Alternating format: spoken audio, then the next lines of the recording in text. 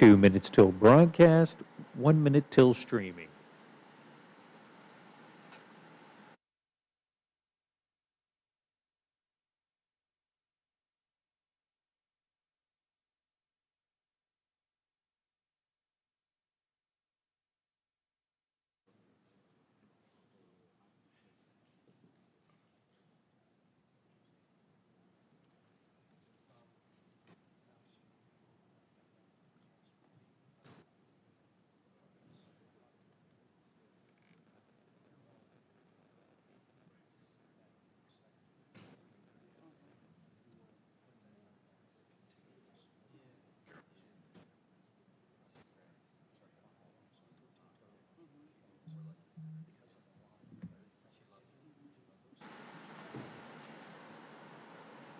We are now streaming. 1 minute till broadcast.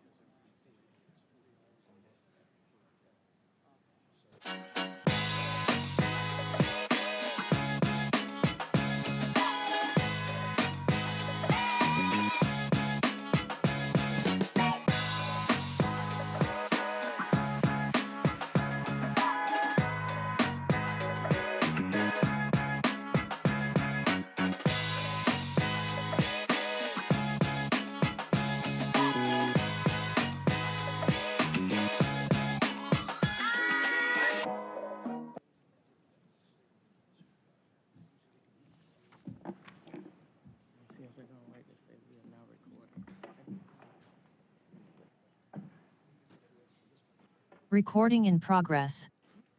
Good afternoon, Durham, North Carolina. Welcome today to our City Council work session here on Thursday, September the 8th at 2022. It is now the 1 o'clock hour. Welcome to those who are joining us in chambers and those who are joining us via the internet. We have a fairly extensive docket today, so we're going to go ahead, not docket, agenda today. That's the judge stuff still coming out that we're going to proceed. And so and we still have Miss Ashley with us this afternoon. So thank you again for being with us. And I'd ask that you call the roll at this time. Good afternoon. Mayor O'Neill, I am present. Mayor Pro Tem Middleton, I'm here. Councilmember Caballero, Here. Councilmember Freeman, Present. Councilmember Halsey Hyman, Present. Councilmember Johnson, Here. Councilmember Williams. Thank you. Thank you. I'll start off the announcements this afternoon with one announcement, just to wish condolences to our colleague, Dedan Freeman, this afternoon. She lost her sister on yesterday, and so we just want to acknowledge that she is here today, but she is struggling with the loss of a loved one, and so we thank you for being here today and know that we're keeping you lifted. So, I now turn my attention to my left to see if we have any announcements of council. Councilwoman Johnson. Thank you, Madam Mayor. I wanted to make a request of the administration, and y'all might already be thinking about this after the conversation that we had yesterday at the public hearing about the development that's happening in the Searles Basin. It would be really helpful for me to have our planning staff get us some information about the situation there in terms of the runoff and any potential water quality or public health issues that they believe might exist. We've heard from residents that they think that there are concerns in the region, but I think it would be really helpful to have someone with some skills in the area, to give us some unbiased analysis of what they think is going on and if there is really a cause for concern. I know that, residents feel really strongly about the issues that they're seeing, but they of course come with us with their own particular set of interests, and developers of course come to us with their own particular set of interests. And I think it would be really helpful to have some like an unbiased professional opinion or analysis of the situation. Also, the thing that came up about the use of chemicals, I think with the weird word flocculants, I don't know what those are. I don't know if there are other potential like health risks to those chemicals that might be worse than, the sediment runoff. So I think it would just really be helpful to have some, to get more knowledge about that at some point, if y'all could look into it a little bit more with some of the staff who might have those skills or other people in the community who might have those skills. Thank you. Want me to respond? Yeah. So, thank you. We as administration do hear the requests here, and we will we'll determine who needs to be involved and a timeline, and we will bring it back to the council. Thank you. Thank you so much. Councilwoman Hollis. Yeah. Hello, good afternoon. Thank you, Madam Mayor, and to my colleagues. So I have two announcements. So the first one is, as we know, in late June, the Durham Community Safety Department launched their holistic, empathetic assistance response team, HEART. And so we have some preliminary data that has been out. And between June 28th to August 30th, 199 calls have been received that they actually sent out unarmed 3-person groups to first responders to nonviolent behavior, health, and quality calls. And we have been getting calls and inquiries from other cities in Houston, Texas, Seattle, Winston-Salem, about the work that we're doing here. So I really wanted to say congratulations to the initial data, to our director, Community Safety Director, Ryan Smith, and continue the good work. I wanted to say that. The second announcement is that this month, between September 15th and October 15th, we're celebrating National Hispanic Heritage Month, and each year this is observed in celebrating histories and cultures and the contributions of Americans, citizens who have ancestors from Spain, Mexico, the Caribbean, and Central and South America. So, thank you. Thank you so much. I look to my right now for any announcements. Councilwoman Freeman. Thank you, Madam Mayor. I just wanted to add and appreciate Councilmember Johnson's request, and I do want to just note that DEQ is doing a study analysis of the water, and so it would be good to actually engage with them as well. And I'm sure that that timeline should align with that, and so I'm not sure if you were aware of that, and I wanted to make sure you were. Thank you. Any further announcements? No extra announcements, just good afternoon, and good to see so many folks out in the audience, noticing more and more people coming out in person to our meetings. Thank you so much.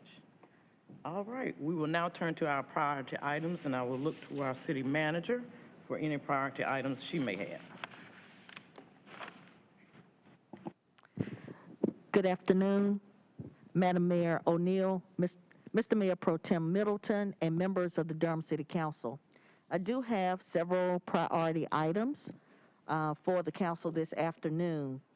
The administration is requesting for item number 8, which is U.S. Department of Transportation, Federal Aviation Administration Airport Improvement Grant Program. The City Council is being asked to suspend the rules and vote during the work session to meet the September 15th, 2022 deadline of the Federal Aviation Administration.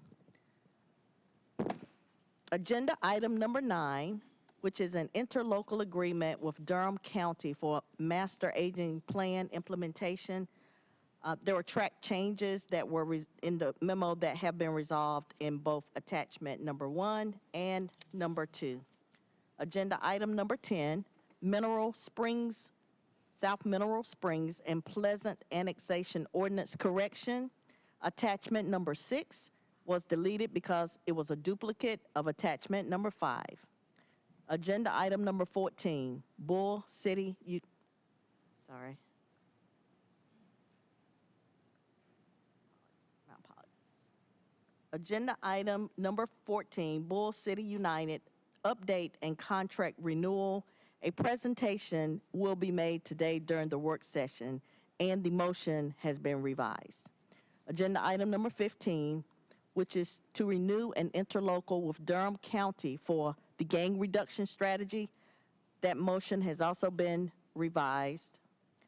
Agenda item number 19, which is award of service contract for lead and copper rule program management, CDM Smith Incorporated. Agenda Attachment number 2, which was a presentation, has been removed. We intend to make a presentation at a later date for that item. Agenda item number 31, fiscal year 2021-22, fourth quarter financial report. Attachment item. Attachment number 2 was relabeled from Exhibit 2 to Exhibit 1. And agenda item number 33, consolidated annexation 1409 Doc Nichols Road, attachments number 3, 5, 7, and 20 have been replaced. And finally, agenda item number 34, which is also a consolidated annexation at 7926 Massey Chapel Road. Attachment number 5 was relabeled, and attachment number 7 was revised to correct a formula. That is all I have for you today, Mayor and Council. I do want to acknowledge staff. We have several new members of our staff who have been involved in preparing the agenda, and some of us are in training, but certainly what you have in front of you at this time is the corrected agenda for the work session. And I thank all of those staff members who are coming up to speed very, very quickly. Thank you so much, City Manager Page. You have now heard the manager's priority items, and I am ready to entertain a motion for their approval. So moved. Second. Been moved by Councilwoman Freeman, seconded by Councilwoman Hyman. All those in favor, if you would raise your left hand. All those opposed have the same right. Seeing none, that motion passes. That motion passes, well, thank you. That's okay.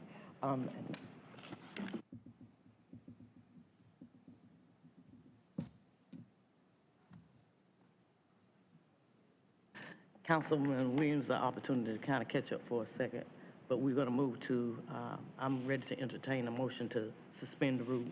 Move to suspend. Second.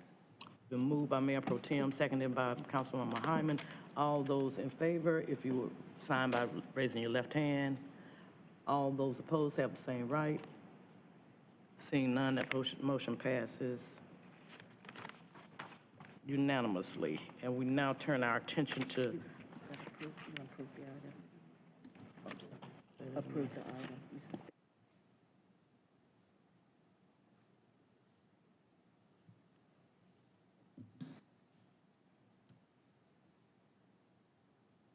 all right, now we will entertain a motion to approve item number 8, U.S. Department of Transportation Federal Aviation Administration Airport Improvement Grant Program.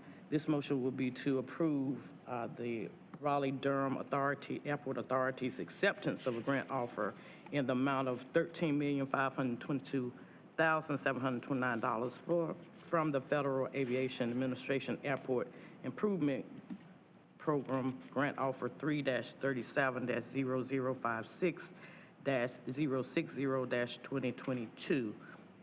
Moved as read. Second. All right, it has been moved by Mayor Pro Tem and seconded by Councilman Williams.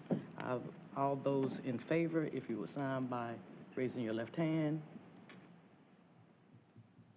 All those opposed have the same right. That motion passes unanimously, and we now will entertain a motion to authorize City Manager Page to execute the associated grant agreement. So move. Second. Been moved by Councilman Williams, seconded by Mayor Pro Tem. All those in favor, if you sign by raising your left hand. All those opposed have the same right. Seeing none, that motion passes unanimously. All right, now we turn to Assistant City Attorney Don O'Toole. We're glad to see you today. Thank you for recognizing me. Good to see you, Mayor Pro Tem, and council members. Don O'Toole sitting in for City Attorney Kim Rayberg, and the City Attorney's Office has no priority items. Thank you, Attorney O'Toole. And we now turn to our Deputy City Clerk. Thank you, Mayor. The Clerk's Office would like to refer item 4 back to our office for further review of nominees. Thank you so much. I will now entertain a motion to accept our city clerk's priority items. So moved. Second. All right. It was moved by, I think I heard on this one, Councilwoman Freeman, seconded by Councilwoman Halsey. All those in favor, if you would sign by raising your left hand. All those opposed have the same right. Seeing none, that motion passes unanimously. We will now read our administrative consent items. After that, we will also we're going to read the entire agenda, but we will start first with our administrative consent items, followed by our departmental items and any presentations and public hearing items. Item number 1, the Mayor's Hispanic Latino Committee appointments. Item 2, Durham Workers' Right Commission appointment. Number 3, Durham Housing Authority Board of Commissioners appointment. Number 4, the Durham Housing Authority Board of Commissioners mayoral appointment. That was a priority item. Number 5, the approval of city council meetings. Number 6, the fiscal year in 2022 inventory performance audit, August 2022. Number 7, boards, committees, commissions, and task force fiscal year 2021-2022 annual attendance reports. We've just taken care of item 8. Item 9 is the interlocal agreement with Durham County for master aging plan implementation. Madam Mayor, would you pull that, please? Yes.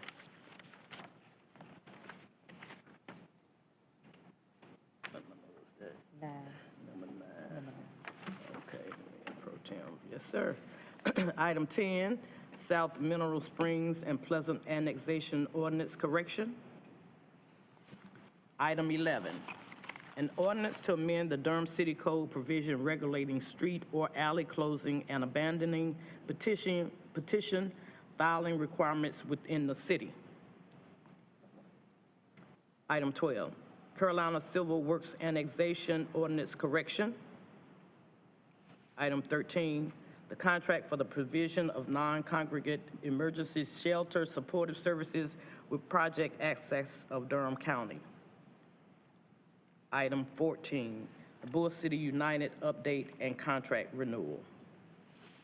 Madam Mayor, could you pull that? Oh, well, It's going to be a presentation. never mind. Item 15, renew interlocal agreement with Durham County for gang reduction strategy.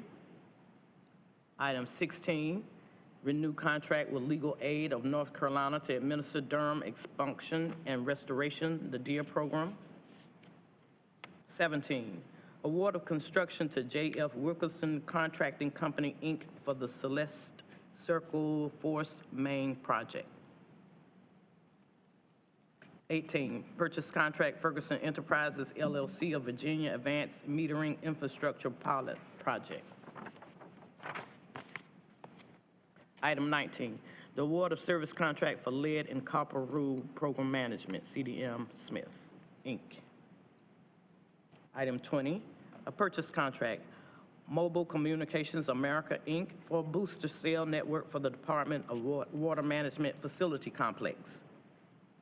Item 21, change order number 3, Gilbane Building Company Construction Manager at-risk contract number 1159 for the Department of Water Management Facility Complex. Madam Mayor, would you pull that, please? Yes, sir. Thank you.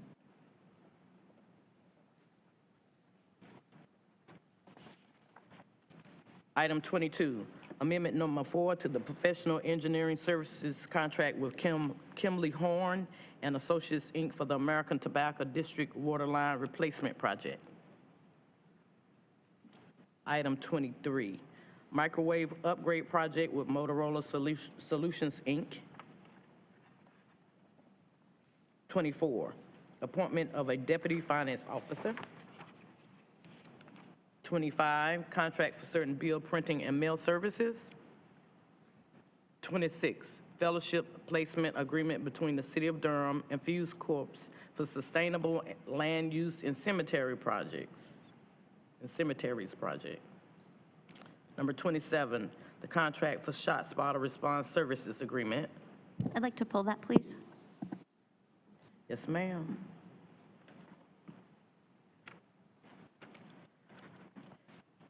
Item 28, contract ST-319 Bragtown Street Improvements.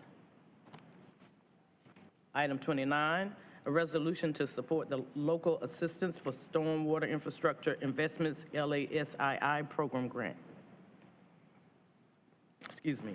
Item 30, the contract with Edge One Solutions, Inc. for the NICE Inform Elite Intelligence Center. A NICE Inform Elite Intelligence Center. Madam Mayor, would you pull that, please? Sure. Thank you, sir. Yes, sir. We now turn to our presentations. Item 31, FY 2021-2022 fourth quarter financial report. Item 32, the presentation by Craig Davis Properties to purchase Durham Center parking deck. Our public hearings. Item number 33 is consolidated annexation 1409 Doc Nichols Road. Item 34 is consolidated annexation 7926, Massey Chapel Road. Item 35, Arborstone Way, Broadstone Court, Flagstone Court, Greenmount Drive, and Upland Meadows Lane Street closings. Item 36, zoning map change, Dearborn Drive multifamily. Item 37 is a zoning map change, Wabash parcels. We also have item 38, which is a citizen's matter. It's Brandon Williams. And that would... Madam Mayor, I know you've already read it, but I would like to point out item 15. Okay. Yes, sir. Let's see. Item 15 is to renew the interlocal agreement with Durham County for gang reduction strategy. Yes. Yes, sir. All right.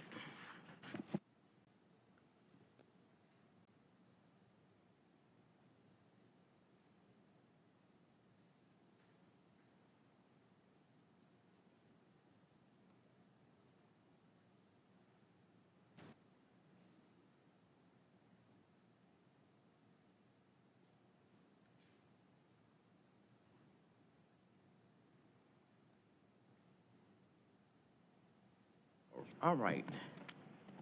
Let's see. Madam Manager, here's what I believe we agreed that we have for pool items would be items 9, 14, 15, 21, 27, and 30. Is that correct? That's correct, Madam Mayor. Item 14 will be pulled, but it will come as the first presentation. Okay. Thank you. All right. We now turn to our citizens' matters, and we do have one person that signed up in advance, and we have several others who have also signed up to speak to us this afternoon as well. The first person to speak to us this afternoon would be Mr. Brandon Williams. Mr. Williams, if you would come forth.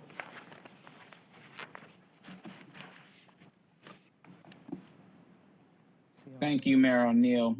Good afternoon to you and Mayor Pro Tem Middleton and members of the City Council. My name is Brandon Williams, and I am a resident of the Walltown neighborhood, speaking today on behalf of the Walltown Community Association. Since December 2018, Walltown has led a multi-neighborhood effort to cast a just and equitable vision for the redevelopment of Northgate Mall. We have engaged well over 600 Durham residents via surveys, focus groups, outdoor presentations, and a Northgate for the People press conference. Today, we are calling on the City Council to partner with us by providing the financial capital, staffing, and political influence needed for a transformative planning process. 2 weeks ago, Northwood Investors, who owns a majority of the Northgate property, held a community meeting announcing a new plan for the redevelopment. Centered on life science labs and office space, this plan turns its back on Walltown and the broader Durham community by excluding housing.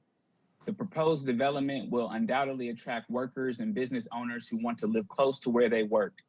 Many will want to live in Walltown.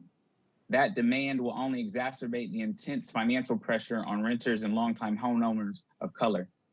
Many have already been displaced. more will be pushed out. This is why, though so far to no avail, we have pressed Northwood to create space for the community by including affordable housing. Yet despite their resistance to community input, Northwood's request to rezone the mall with a development plan presents the City Council with an opportunity to do something truly remarkable. Prioritize and make space for working class people to live, work, and play in the geographic heart of Durham. We know this is possible when the city owns the land, such as the Willard Street development next to Durham Station. We also believe it's possible at the new North Gate. But in order for this to happen, we're asking that City Council do two things. First is to convene a table where Northwood, Duke, who owns the old Macy's, city staff, and representatives from our organizing coalition can work together to integrate community priorities into the redevelopment. And two, to commit funding and other resources to support the implementation of that collaborative plan. There's another $22.5 million of American Rescue Plan Act funding that is yet to be allocated. What better way to invest a portion of that money in the future of those most impacted by the pandemic and recession than through expanding affordable housing, public transit, and community green space in a location proximate to good quality jobs and local businesses. By doing so, we can decrease the massive footprint of impervious surface on the property, which according to 2021 data from the Durham Neighborhood Compass, puts surrounding neighborhoods, including Walltown, at a higher risk for heat-related health problems and flooding from stormwater. This would greatly align with the ARPA priorities of health and wellness, safe and stable housing, economic equity, and community resiliency. Moreover, partnering with our coalition and a private developer to create a signature mixed-use development with affordable housing can set the tone for Durham moving forward and serve as a model for other municipalities. We want to see our community grow and prosper, but not at the expense of our neighbors and friends. So as you enter your time of retreat tomorrow, which I believe is focused on housing, we urge you to consider our requests and reflect on how an equitable redevelopment of Northgate Mall can create community and opportunity for all Durham residents. Thank you. Thank you so much. We appreciate your comments today. All right, I think we now turn to persons in the audience who have signed up to speak. You will also have 3 minutes apiece. The first person that I have is Ms. Dawn Blagrove, followed by Mr. Darryl Howard, followed by Ms. Dedan or Mr. Dedan. I don't even want to slaughter your name like that. Waciuri.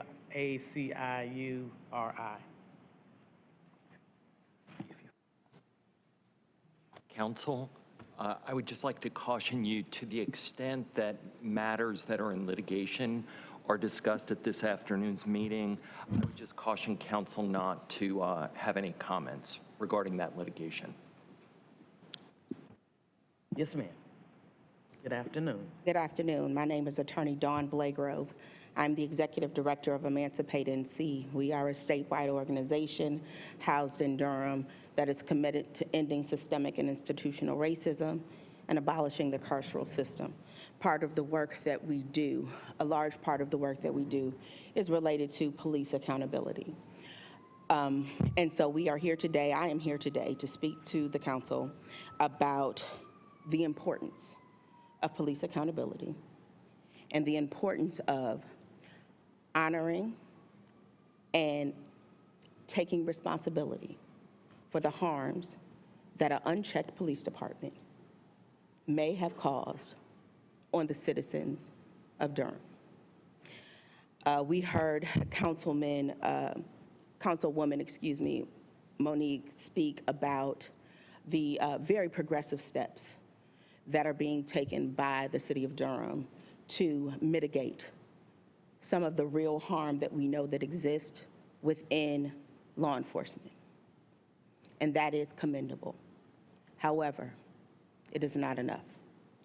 If the city of Durham and the people who elected you, I think, expect that you, especially the makeup of this particular board, understands implicitly the real harms and terror and disruption in Black communities that law enforcement has created over the years. specifically in Durham, but all over.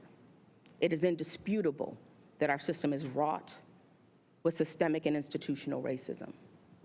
And while changing policies today to eradicate those future harms, again, is commendable, it means nothing if the council is unwilling to accept the responsibility that the city owes to the people of Durham for the harm that that unchecked systemic and institutional racism has caused.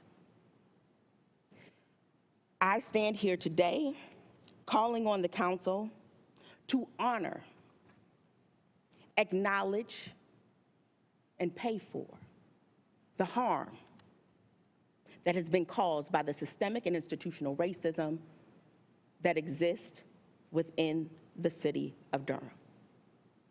Whether or not that happened on your watch should not be a problem.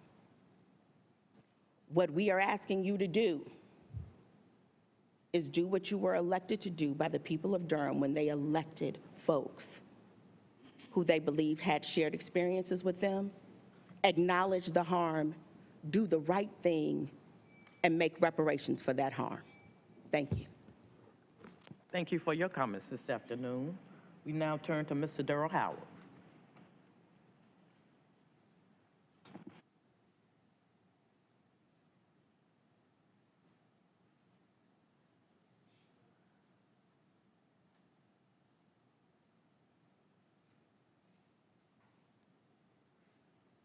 Good afternoon, everybody. It would probably be impossible for me to explain everything I went through in 22 years in prison, but my past had been erased for 22 years. I have nowhere to turn to, no old jobs, no nothing. I'm living a blank life. I have a baby now I have to take care of. All my family have died off and left me here by myself, and I just think it's wrong. I did everything in my power through the court system to win. And I did. And I got to the end, and I got a refusal, which is not right. I beg y'all to reconsider and think about me just a little bit. I'm a victim. I've been a victim for 22 years. Thank you. Thank you, Mr. Howard, for your comments today. We now turn to Mr. Dedan. Dedan, did I pronounce the last name for me as well? Okay. Thank you, sir.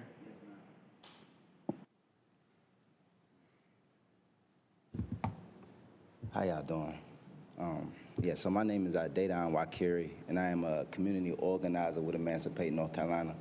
And my role is I work directly with people who have been impacted by law enforcement, and I advocate for these people as well. And myself personally, I have been impacted by police misconduct and all type of aggression. I had just beat a case not too long ago for being falsely accused of some things during the protest that I was not involved in.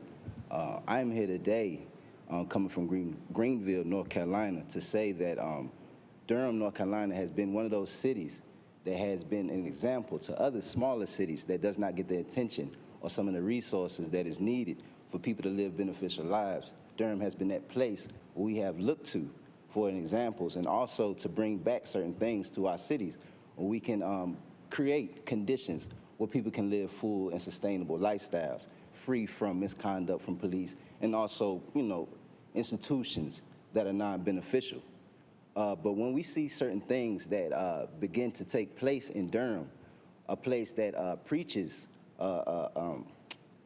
inclusiveness and progressiveness in theory, but when we look at it on a material basis and we see that this is only mere slogans that are practiced in theory, but not in material realities, you see, it starts to leave questions about other places in North Carolina, like Greenville, North Carolina, that also feels that it has the ability to sweep things under the rug or get away with certain doings that have left people in situations that should not be in. So I'm here today just to really ask that the city council look at the implications, you see what I'm saying, that is happening to people, and really reconsider what this is not only doing to the people in Durham, but also to the people around this state that look to Durham for these examples.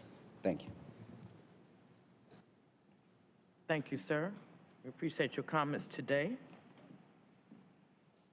I think that concludes all of our public speakers this afternoon. Thank you, Ms. Ashley. All right, we will now turn our attention to our pulled items, and we will begin with item number 9, which I believe is the interlocal agreement with Durham County for Master Aging Plan implementation, and that was pulled by Mayor Pro Tem. Turn it over to you, sir. Thank you, Madam Mayor. Good afternoon, honorable colleagues, everyone in the chamber and who may be watching wherever you are. Deputy City Manager Chadwell, very quickly, this won't take long at all. I just wanted to be clear in reading the documentation. There was a reference that there was no money collected in 2021, $150,000. I wasn't clear as to, does that mean we didn't give the county any money, or the county got the money and didn't spend it on anything? Because I know we've got 150 grand in 2022, 2023, but there was a reference to no money being collected in the previous year. I just wasn't clear what that meant. We didn't cut the check to the county, or they didn't spend any money. I may need Keith Chadwell, City Manager's office, Madam Mayor, Mr. Mayor Pro Tem, may need a bit of help from the manager on this. It's my understanding that the initial appropriation happened in our prior fiscal year, prior to the end of the last fiscal year. Within that time that it was appropriated, the dollars were not spent because the infrastructure of the organizations that are going to do the work on the plan had not been solidified by the county. Right. So does that mean is there a running total? Does that mean $300,000 now will be sitting? No, sir. I believe the plan is to proceed during this time with the dollars that had already been appropriated. So those dollars are in place to proceed now as originally conceived. So we'll move forward with dollars that have already been appropriated. Madam Manager, did you? No. I think Keith has been, Ms. Chadwell has been pretty clear, but until we actually, the program is completed and developed and we actually bring the interlocal forward, we would not have spent any money in previous years. So any money that's not spent in a prior year just goes to fund balance is really what happens to it. So we actually appropriated funding for this, and it is included in this fiscal year's budget.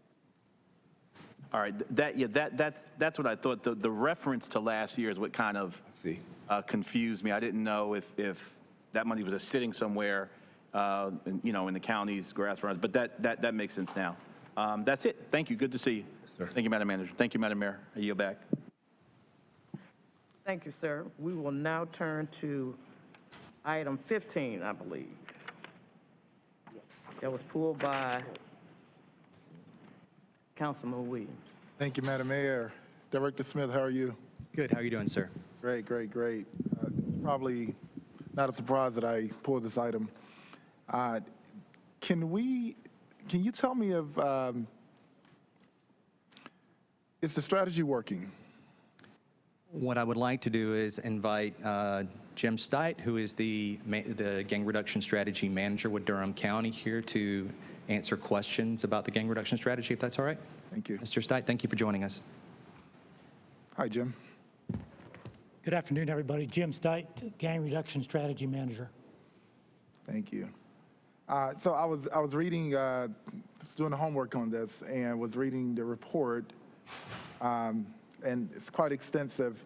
I was looking at the recommendations and just had a question about, where are we with the recommendations on the assessment from that report?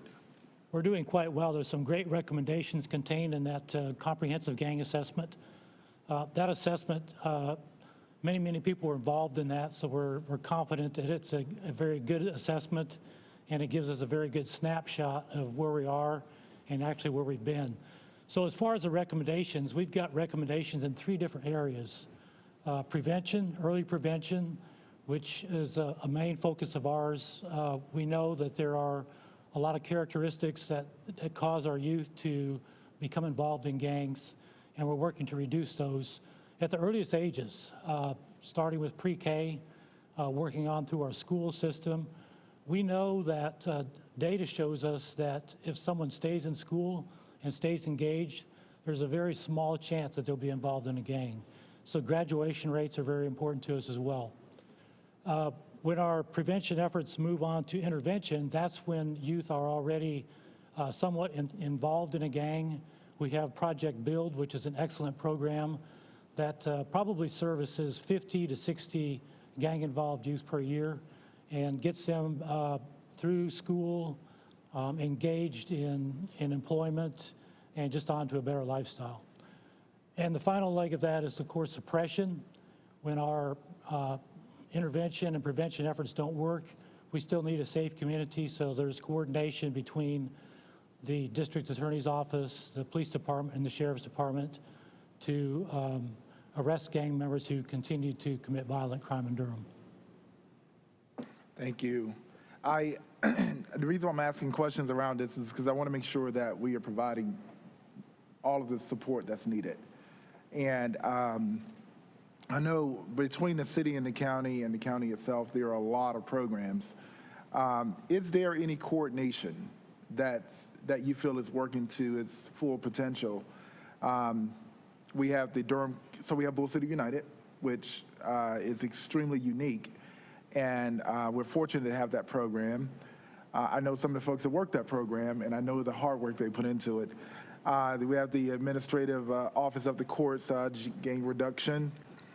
We have the Domestic Violence Division. We have Project Build. We have the Steering Committee. We have, Shotspotter starting. We have My Brother's Keeper. We have the Office of Intervention. We have the Community Safety Wellness Task Force. We have a lot of initiatives out here in this space. Is there proper coordination between these initiatives and programs from your perspective? Yes, there is. There could always be improvement, but one of the best things about the steering committee is that it helps us have a coordinated effort. So we have representation from, of course, law enforcement, from the district attorney's office, from public housing, from Durham Public Schools, all the top leaders in the community that we need to make decisions with regards to reducing crime are present at the steering committee meetings. So they do the coordinating part, and the best part of that steering committee is that they can assign people that are within their department to work in smaller subgroups as we work on these various issues from the ground up. Great. So a lot of this is around, reaction, and it's really hard to measure. We just got an update from our police chief recently, and they present data that is, after the fact. So it's really hard, to be proactive. But I'm looking to see how we can do our due diligence and more proactive, having more proactive resources. Is there, I guess that's the question I do have in regards of the coordination that we just talked about and from the steering committee. What are the preventative measures we're starting to introduce? I think there's a lot of different areas. I'll focus on maybe Durham Public Schools. They've worked very hard on their suspension policies. It's very important to keep the students in school. These long-term suspensions really serve no purpose other than to give a child extended periods of unsupervised time. So working on dealing with those issues within the school, keeping the students in the school is huge. And also working to improve the graduation rates, more school counselors, more school psychologists. Project Build also works in the schools, and the schools have been very cooperative in letting those folks come in and work with their individual clients in the school setting. Is Project Build that's citywide, right? Yes, it is. Okay. The census tracts that we're going to hear about with Bull City United is neighborhood-based, right? Yes. Okay. So I'll probably ask a question later to the appropriate body on how effective it would be to have Project Build more neighborhood focused as well. Or would that not make sense to you? That would make sense. I think with both City United and Project Build both, if we look at the 12 census tracts that we've identified, the vast majority of Project Build clients already come from those census tracts. So it's already a focused effort. They may have a child or two that's outside that, but they may attend school in one of those census tracts. So it's a focused effort, which is what we need. We don't need to be working in every area of the city. Some areas of the city really do not have a significant problem in this area, but the census tracts we're working in do. Okay, thank you. I'll probably reach out just to get a little more deep dive into this. Want to make sure we have all the resources available and we're as effective as possible. Thank you so much. Thank you, Mr. Williams.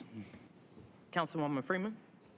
Thank you, Madam Mayor. I appreciate the line of question, and I just want to touch on a little bit of what you said around the prevention aspect of this, and just acknowledging, I think it would be kind of off to let you just walk away and just thinking that, you know, Bull City United or any one program, even if it is Project Build, is going to be the solution. I think that in general, our gang reduction task force is focused on how to remove the systemic barriers that have been in place for Black and brown children. And that has to start as early as possible. And so if you want to know specifically how we can help as a council, is to make sure that we are supporting our pre-K all the way through to 12th students and making sure that they stay in school, making sure that they have access to resources like housing, jobs, internships, all of those things that we've been working on over the years are those areas, and I know that our staff has been focused on that. I really appreciate the partnership with the county and doing this work, and I really want to say that the folks who've been on the front line of this in the streets have been going, as Councilmember Williams mentioned, well and above their call of duty in this, and I think it ties back to the comment that Dr. Monique Hosley-Hyman mentioned, and that we have unarmed responses now, and this is like within the last 5 years that this has all happened. And it's really the byproduct of a lot of folks pushing for us to move past the fade recommendations to actual action. And so I will say that the context of this conversation is a little off, and I just wanted to make sure we brought it back to the actual work that has been happening with the council and the city and the county, because I don't want you to walk away thinking that it's just on those programs. And so those folks in those communities are all working very diligently, not just with the task force, but also with workforce and economic development.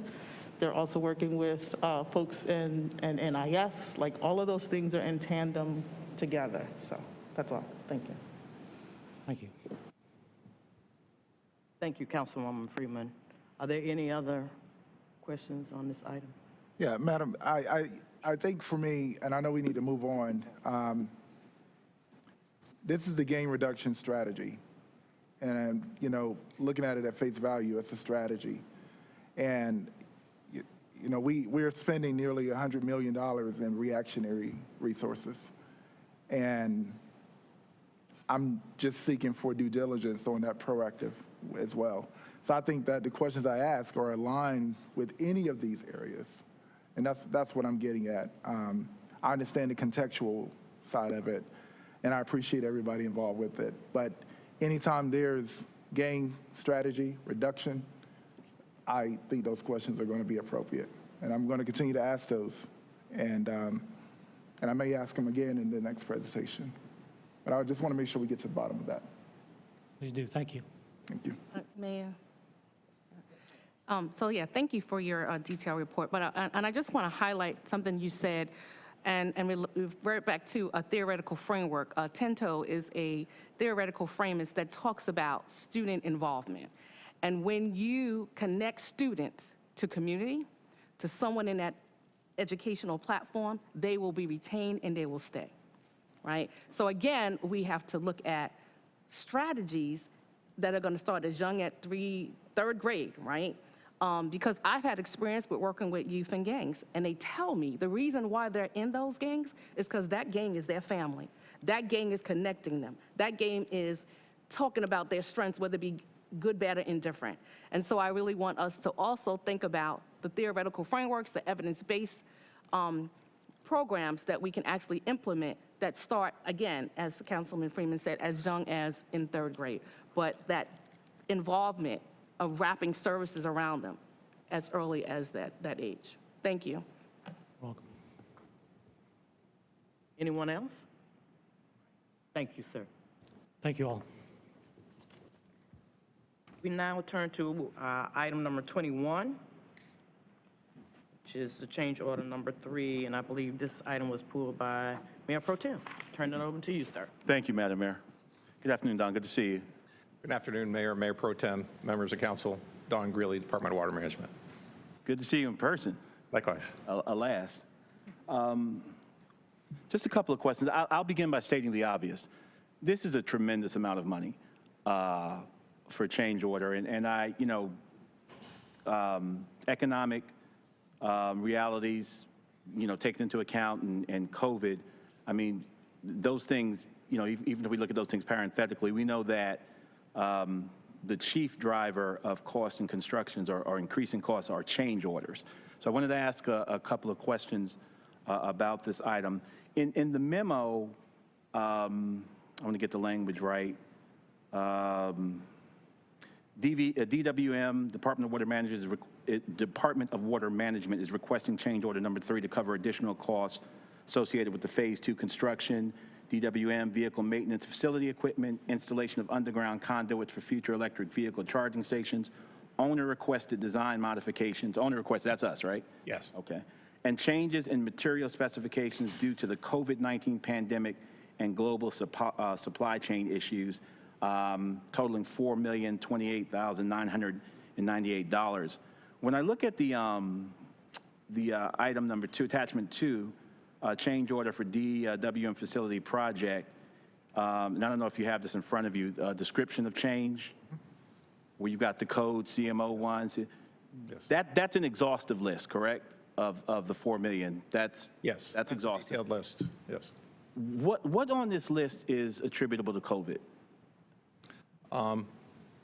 I would say, you know, the 2 million of the 4 million and is related to COVID and the inflation since the onset of the project. Originally, there was an allotment within the contract with Gilbane Construction of $1.8 million for the equipment that's within the fleet maintenance facility at the Miss Lake facility. The fleet maintenance facility is not just for water management, it's for the whole city as well. So, but there is significant increased costs in supply chain. Now, part of that 2 million is also some of the changes to our fleet that have occurred. Some of our wheelbases have gotten longer, and some of the weight, after discussions with fleet management about what types of vehicles would be maintained at that facility, they wanted more flexibility to be able to bring any of the city vehicles in there for maintenance. So the lifts got larger that, you know, lift the vehicles up. So you see the big flush trucks, the big crew trucks. You know, but some of that 2 million is that itself, but majority of that 2 million increase is related to supply chain issues of all of the equipment that's going to go into that facility. Okay. Thank you for that, because I think sometimes, not in this organization, but COVID's kind of been invoked as this magical kind of explain everything, and I'm seeing a lot of changes in this. I do have some questions about the vehicle maintenance facility, because I think it's rather fortuitous that in the bidding process, the contract that we happen to already be working for was the only bid we got. So I am going to ask about the bidding process in a moment, but sure. The other changes, obviously $4 million, I'm fiduciary of the city, this raised a flag for me.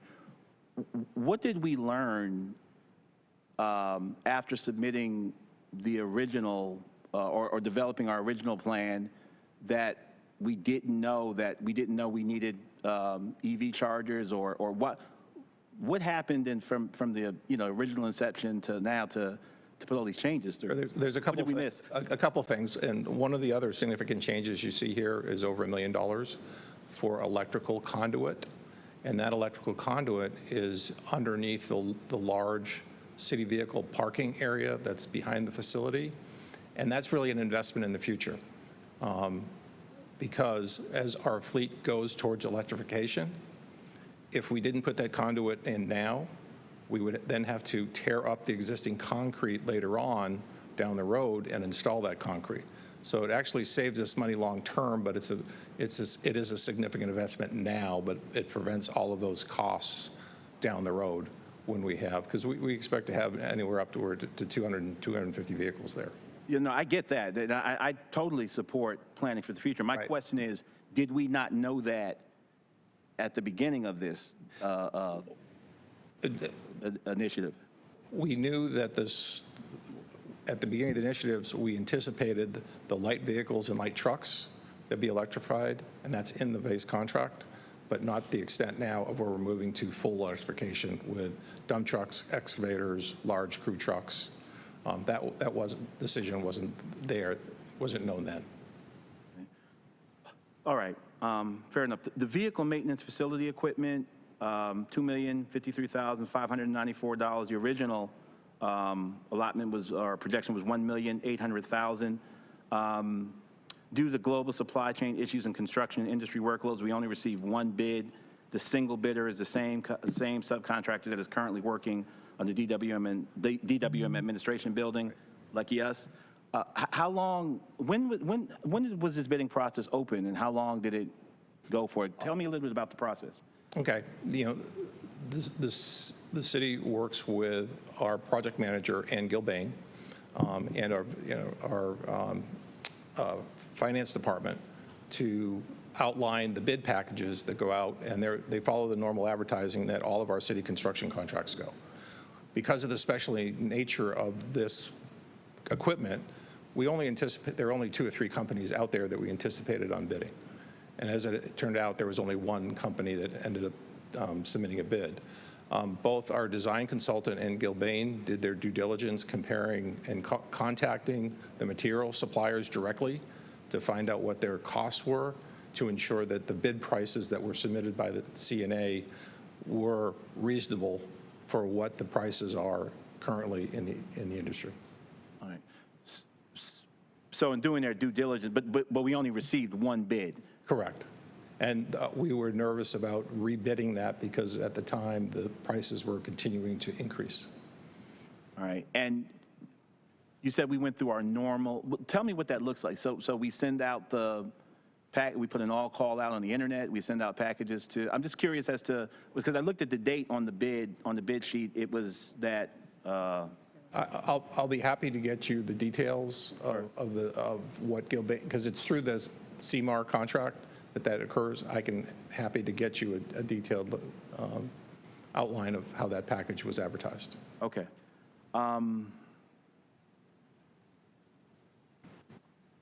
The HVAC revisions, I'm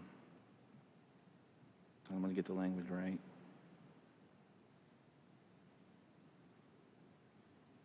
The owner requested design modification. I think there was some AV stuff as well. I guess I'm just trying to get a sense of, it's $4 million, so bear with me, get a sense of what, when we originally conceived of the building and the facility and forecasting and kind of strategizing and blue skying on what we would need, and now kind of saying, oh yeah, we need this as well, and we need this. So I just want to give, because folk asked us about this when right.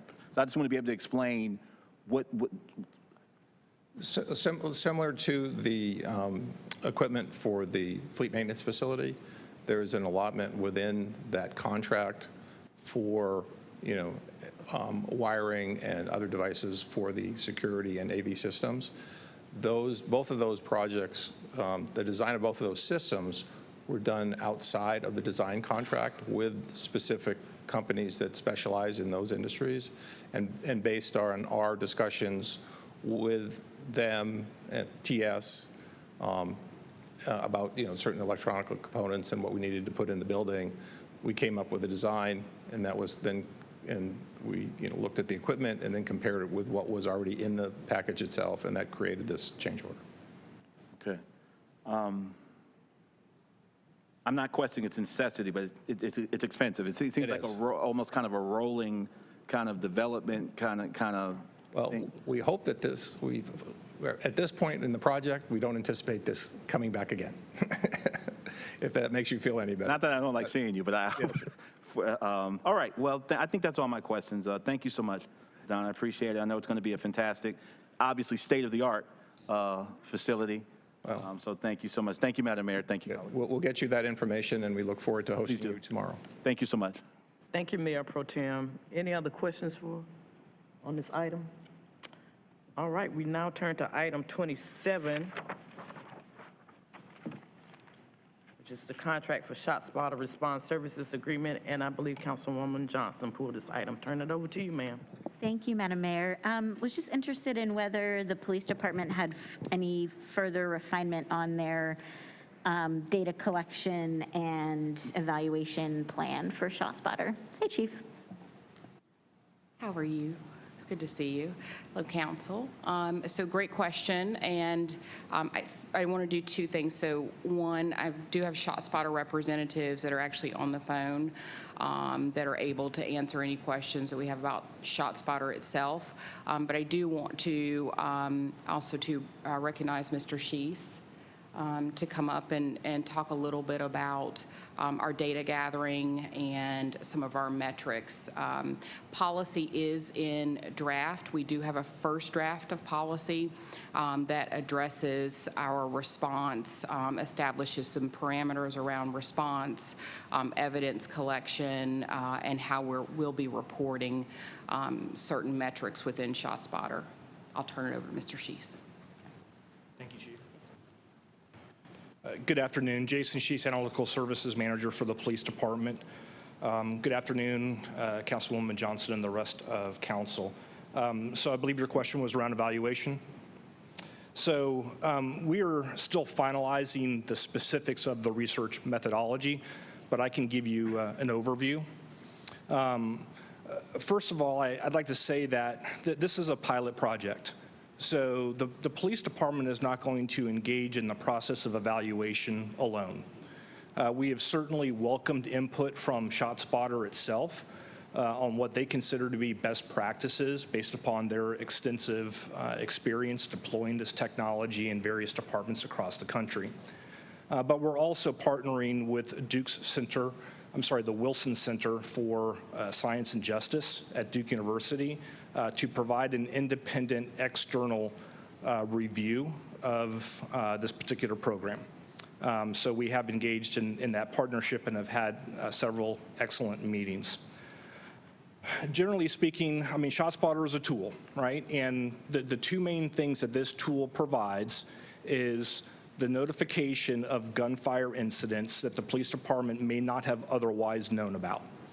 And then the other aspect is that notification has the potential to provide greater spatial precision in terms of where the actual gunfire event occurred, and also a timeliness of notification. So ultimately, what are we going to learn that we would not have otherwise known without ShotSpotter, and does that matter? So we are certainly entering into this without any preconceived conclusions about effectiveness. So the general pillars of this evaluation will be in two broad areas. One is a process evaluation. Essentially, did the program activities occur as they were intended? So we have a policy, as the chief mentioned, that is still in development. There will be expectations on what officers will do when they arrive at these locations, and quite frankly, what they won't do. So part of this is a process evaluation to make sure that the implementation occurred as it was intended. And so some of the things that we would be looking at are, like I mentioned, did we learn about events that we otherwise would not have known about because either an officer did not directly hear the gunshots, or more importantly, a citizen didn't call in to notify us? And then was there spatial precision? Did we identify the specific location of that rapidly? Ultimately, if the police department is able to provide rapid response to a specific location, secure that location, identify any potential victims, then there's a potential public health outcome benefit. the quicker that we can get medical treatment to individuals who are injured as a result of gunfire, that has obviously the potential to be very positive.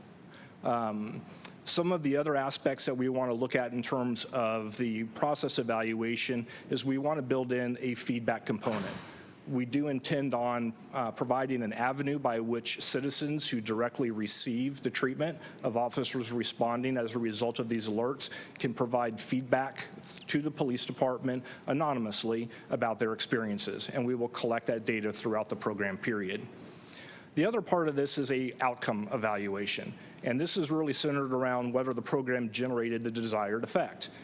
Essentially, was there a public safety benefit? I already mentioned the public health potential benefit, but was there a public safety benefit? And that's really divided into two areas. Did we solve more crimes? Because we were able to identify these locations, collect evidence, identify witnesses, and learn about things that we otherwise would not have known, does that result in more cases being solved and individuals who are responsible for those gunfire events being held accountable and referred to the DA's office for prosecution? The other question is whether or not the program essentially generated a reduction in overall violent crime. At the end of the day, that would be the ultimate public safety outcome, is a reduction in violent crime. So we will be measuring what occurs, both in terms of gunfire events within the treatment area, both during the pilot period, but also in comparison to what it was before. So this is kind of a pre-post evaluation, and also in comparison to other areas of the city that do not have Shotspotter that are similar in nature. So that will, and we'll also take a look at crimes that involve guns but do not involve gunfire. For instance, armed robberies. So was there a change that was significantly different in the treatment area because Shotspotter was being used as compared to other areas and other types of crimes? That is the general overview. Thank you. That's incredibly helpful. And I think those are all really good metrics, and look forward to seeing the data and seeing y'all's analysis at the end. A couple of additional things that I would be interested in seeing from the subject area and compared, to the control of the rest of the city is about overall police activity in the area, like whether additional and what that is causing. So if additional police presence in this area is leading to more interactions between police and residents, to more people being arrested for minor violations, things like that. If an increased police presence in the area in general might have some negative collateral consequences, I'd like for us to also be keeping track of those. And then this might be something that we would have to go to the district attorney's office or other things for, but there have been some issues in other cities around people, around cases being challenged because of Fourth Amendment concerns based on Shotspotter alerts, that people have challenged the search of their person, of their vehicle pursuant to a Shotspotter alert, and claim that those alerts are, that isn't a probable cause for a search.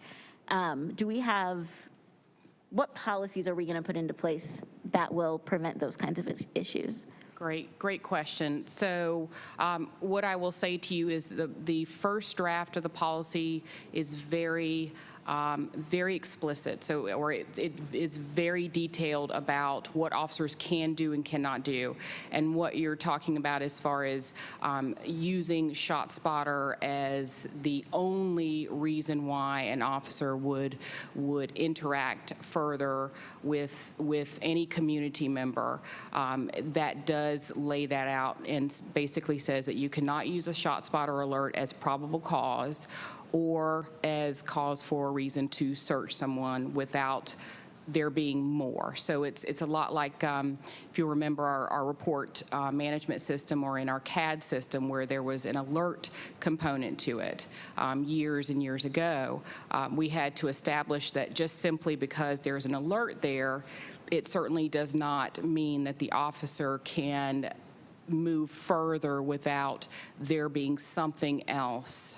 So yes, that was one of the things that we are very aware of and wanted to make sure that we were not going to use Shotspotter in that way.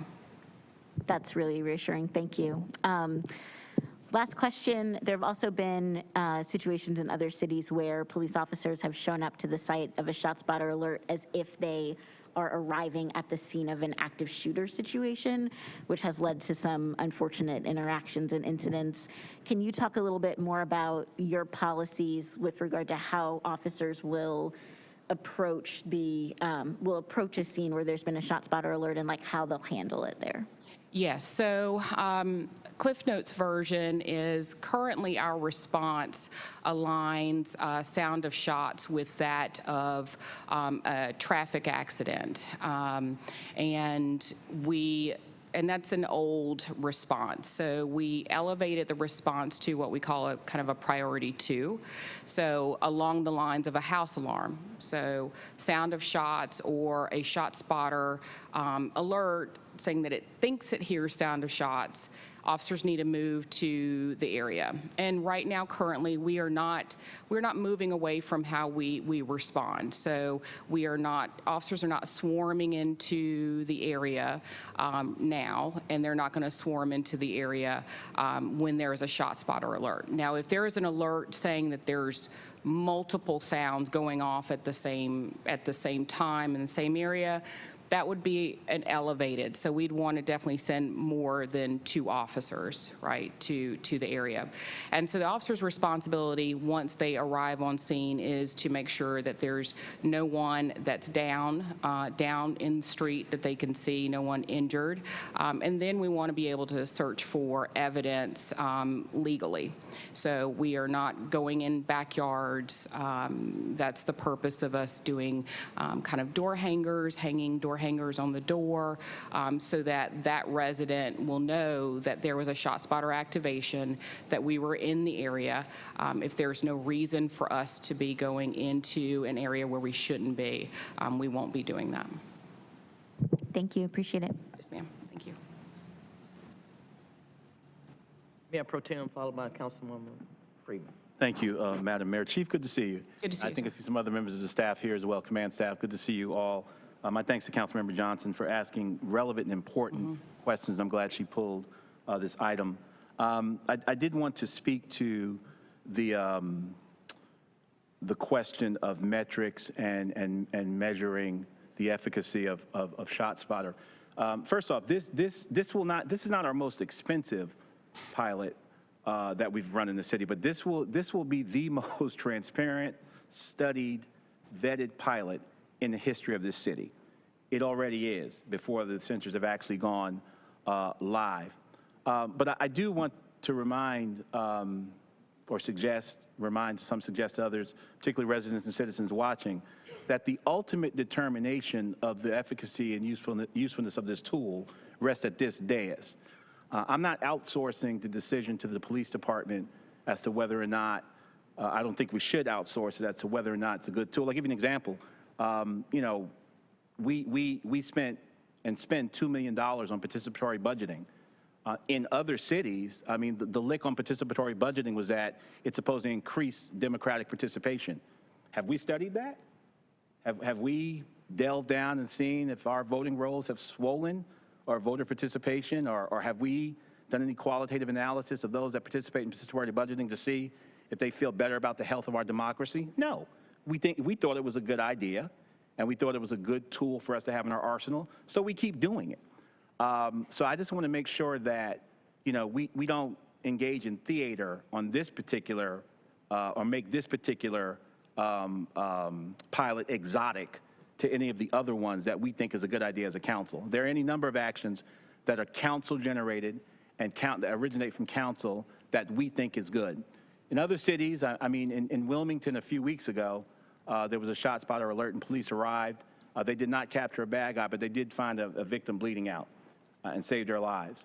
I don't know what the price tag on that is, and I don't know. That's not the police department's decision to say, well, 3 people were saved, so we should keep it. That's our decision. We need to determine whether or not we think it's worth the coffers of this city to save one life.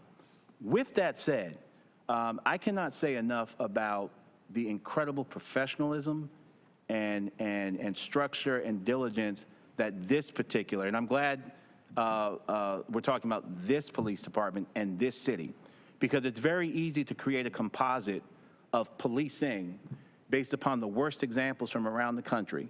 The LAPD Rampart Division in the 80s, Ferguson Police Department, Boston in the 70s, the worst of New York, and make a composite of policing and pretend that that's our situation in Durham. It is not. We have to govern based upon our data points and our police department here in Durham and our metrics here in Durham. And our police department is not roving around throwing people up against the wall, because we're not going for that. We're not going for stop and frisk in Durham. We're not going for any of those things that we see that irk our nerves from around the country. So it's very important, I think, that as we make this, listen, I'm a local guy. I'm not aspiring higher office. I'm a local elected official, and my decisions are based upon the data points of our city and our police department. And I want to congratulate you, Chief, on the incredible job that you're doing and the command staff is doing in bringing this pilot that has raised a lot of questions, rightfully so, in our city to bear. But I want to be very clear that the metrics and ultimate determination, like it is for anything else we've done, from the expansion of violence interruption to, it's not going to be Ryan Smith's decision as to whether or not community safety departments should persist. I'm sure they're a little biased in that. That is ultimately a decision that rests on this dais. And I will not allow this pilot to be viewed or cast in any exotic way without talking about the other pilots we've done, and we ain't studied jack about them. We just thought they were a good idea, and we keep spending money on them. And by the way, participatory budgeting is an excellent idea, and I support it. But we haven't studied it, and we haven't asked whether or not it's increased democracy. So I just want to encourage you, Chief, to keep doing what you're doing. We're going to look at it.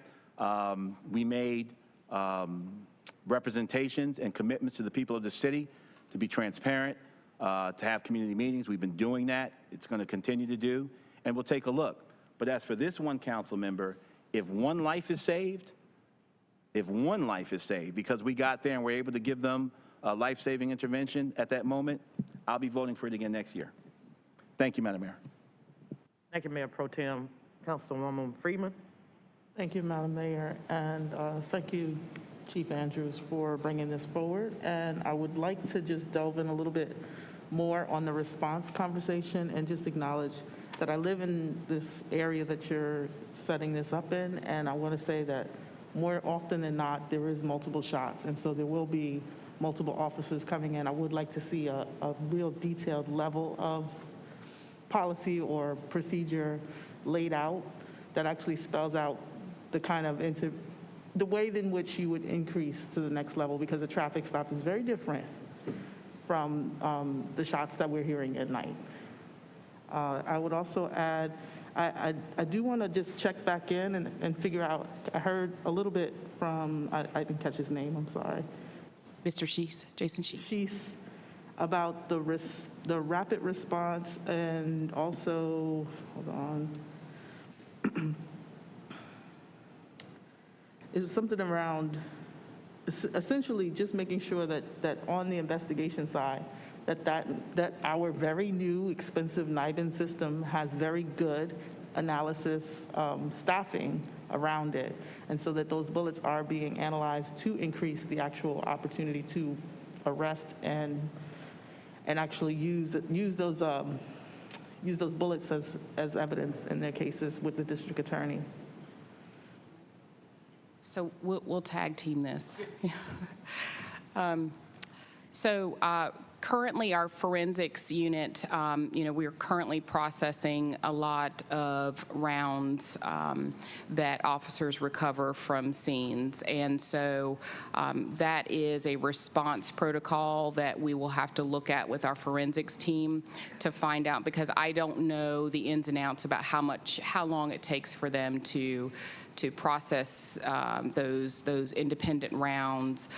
We do have a process in which we escalate, which rounds it seems are given a higher priority, and most of the time that's during violent crimes and also homicides, things like that. So those rounds are processed in front of just, if we receive a shots fired call and nothing else is present except for the rounds. So that's a further conversation, and we'll have some staffing information for you as well. I'll turn it over. I just want to raise just raise or elevate. I think in your acknowledging that when your predecessor was here, I acknowledge that you were operating off of overtime hours, and you're still doing that because of the way that our system is currently set and the way that our officer numbers have dropped. I know that that's going to be a concern. And as we're increasing the need for this analysis, I think it'll be really important to engage our educational institutions to make sure that students who have that capabilities are coming on board as officers, because I think it's more than just being a beat cop or a patrol cop. It's really it's a very skilled position that needs to be highlighted. Yes, ma'am. Thank you. I think the chief answered most of this. I mean, essentially, yes, we do have comprehensive collection of shell casings. That is one of the best practices of a NIBIN program, and we triage, of course, those events. So a homicide is going to be triaged at a higher priority than say property damage. But from an evaluation standpoint, we're going to be looking at whether or not there were shell casings collected and whether or not there were NIBIN leads generated as a result. That may be relevant in terms of solving that specific case, meaning did that NIBIN lead help us to solve the specific shooting event that Shotspotter led us to, but we will also look at whether it was indirectly relevant. It could be that shell casing is relevant because it's connected to some other shooting event that may have occurred elsewhere in the city, not covered by Shotspotter. So there's both a direct and an indirect potential impact to that. And I appreciate you highlighting that factor because it is a very limited space that this is operating within. Thank you. Councilwoman Caballero. Thank you, Mayor. Good afternoon. Good to see you, Chief. Good afternoon, ma'am. How are you? I really appreciate the conversation and dialogue from my colleagues. I just wanted to ask a couple more questions. First of all, I appreciate all of the conversation around the different types of evaluation that are going to be happening. One of the things I do wonder about is, we have seen our response times struggle right now because of vacancy rates. And so could you tell me a little bit more about what is going to be the process of like beat arrangements to response when we actually fully implement Shotspotter? So, staffing does play a role in how we respond to any of our crimes in progress or even any of our belated crimes. The staff has been made aware that, and also our communications team have been made aware that just simply elevating the sound of shots calls from a priority 3 to a priority 2, it does offer some further positive response times. Obviously, the officers will go whenever they're called to answer. However, we do have supplemental patrol that helps give us a boost for our regularly scheduled officers responding, and so we'll monitor that closely because right now we just don't know exactly how it's going to affect our staffing. Mr. Sheese has done a great job of doing some analytical comparisons of a picture of what our response times are currently for shots fired calls, how they are now as a priority 3, and then comparing that to priority 2 calls. And he's done some work around that, and he could probably give you just a little bit of a snapshot about the priority 3 and 2 calls. There was difference. essentially, I don't have those data points here with me, but as the chief mentioned, even though shots fired calls were categorized in our CAD system as a priority 3 call, the data showed that we were really responding to those as priority 2. Officers were not waiting. There was not a delayed response. They were actually going right away. So we are merely reflecting the reality of what is occurring anyway.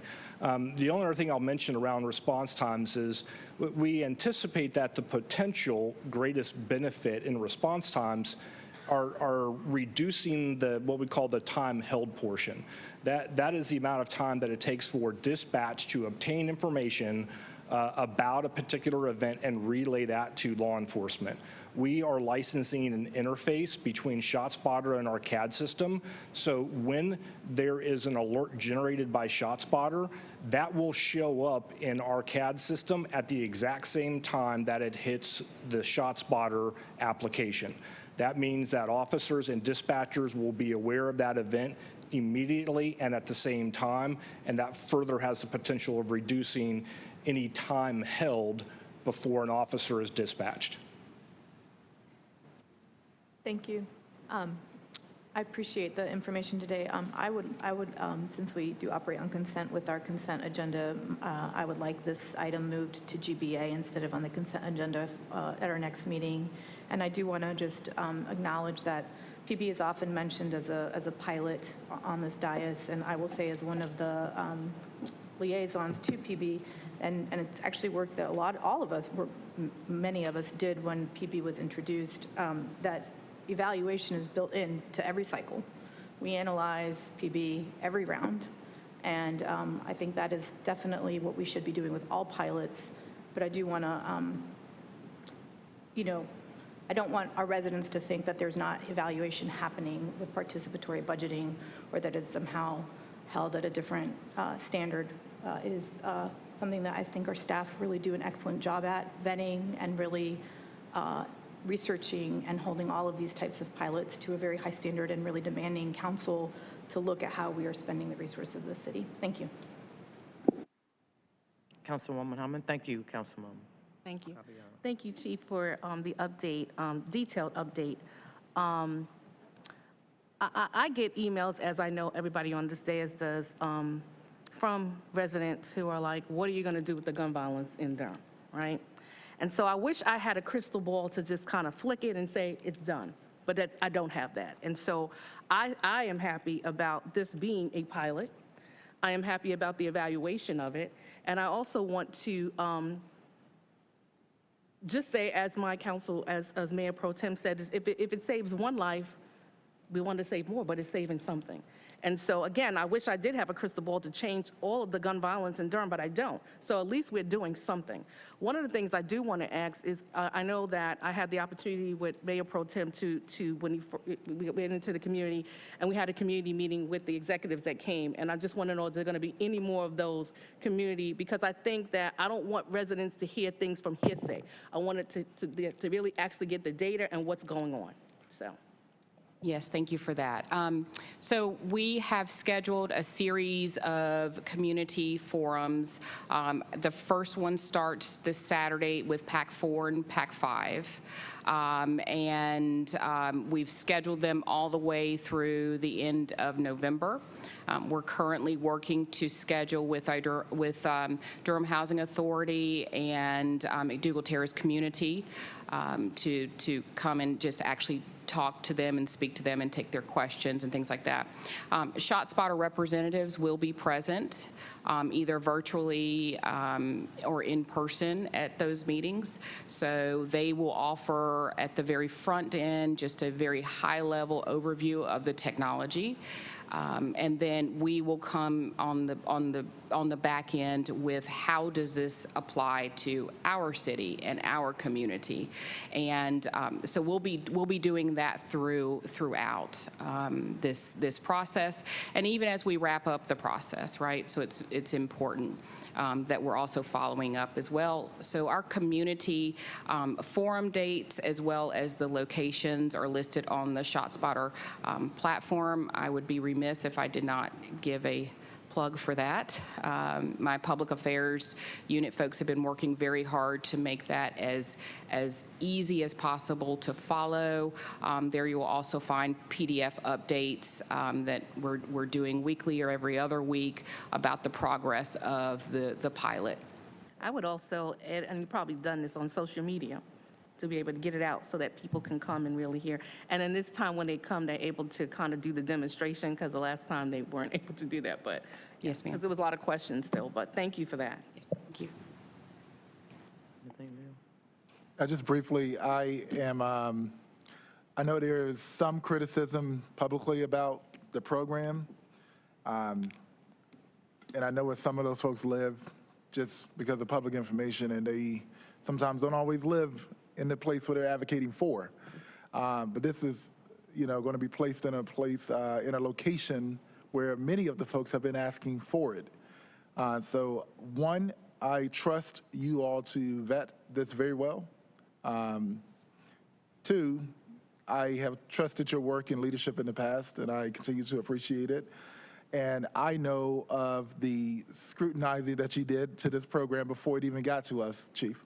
So thank you for that. And lastly, to the folks that said, please do something, here you go. This is part of it. Thank you. Councilwoman Johnson? Thank you, Madam Mayor. I just want to make one final comment. While I am, of course, interested in any tool that might help save lives in our city, and believe that tools that that have public health benefits, potential public health benefits, of course could be very useful. I just want to caution us against the feelings around, if this saves one life, then it's worth it, without also being cognizant of the opposite also being potentially true, right? Like, if this technology leads to one person losing their life, or if this technology leads to one person being falsely imprisoned on charges that related to, the use of the technology detecting gunfire when there wasn't any gunfire, both of which have happened in other cities in this country. Are we going to be equally, are we going to say with equal concern if this technology damages one individual human being, that we should get rid of it? I often find that in these conversations, only one side of that equation feels like it's really being considered.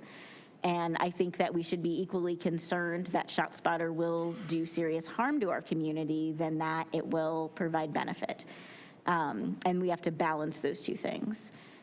Chicago didn't get rid of Shotspotter because of a single death. I don't think we should keep Shotspotter because of a single incident in which someone's life may have been saved by the technology. I think we need to balance all of the potential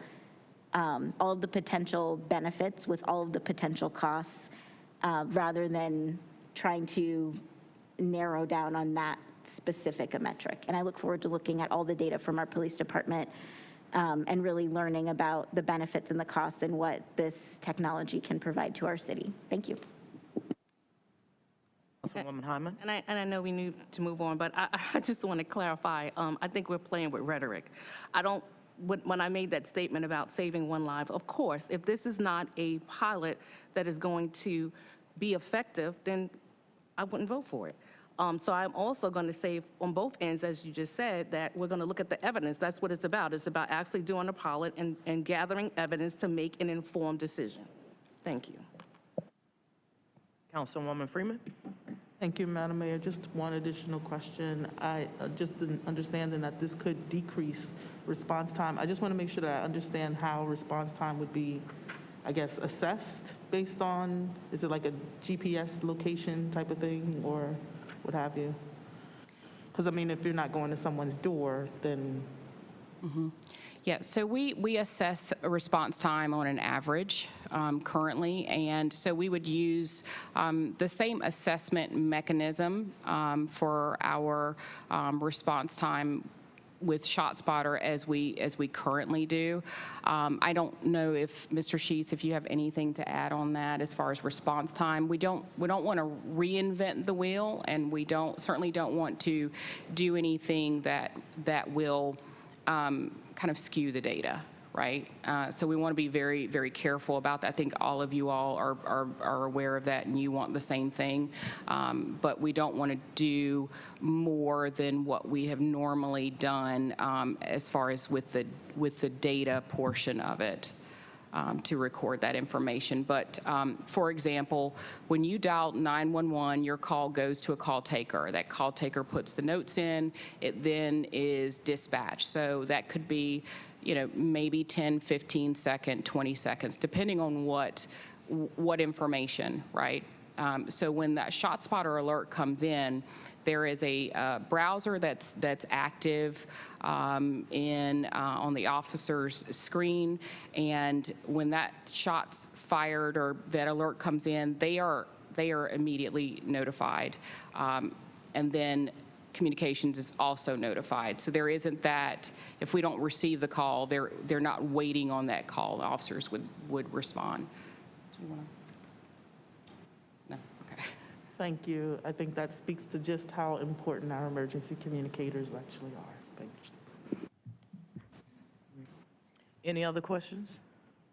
Well, I would like to offer to my thanks, Chief. You've been a leader in helping us to figure out how we're going to lay this out across the city of Durham. I know there are several concerns on both sides, rightfully so. This is a new technology, and it has been deployed in other places where it was deemed effective or ineffective. I think that Durham is going to have an opportunity with the help of your partnering agencies to make sure that we get accurate data so that we can assess it at a later time. So I appreciate you. And I also want to say that I did see the Chancellor of North Carolina Central University at the game, and he wanted me to extend my thanks to this council. He has been asking for this technology around his campus, and he is in a unique situation in that he has had young people who have been affected by gunshots on his dorm, and he also has had the sad task of telling parents that their children will no longer be able to come home to them. So I give my support to Chancellor Akinlayi. We heard you this time, and we will hope to be able to have an effective solution to some of our most pressing needs. So thank you. Another tool for the toolbox. Thank you, Madam Mayor. Thank you. All right, we now turn our attention to, I think, our last pulled item, which is item 30, the contract with Edge One Solutions, Inc. for the NICE or NICE Inform Elite Intelligence Center, and that's been pulled by Mayor Pro Tem. I turn it over to you, sir. Thank you, Madam Mayor. Very quick question on this. Who's batting for staff?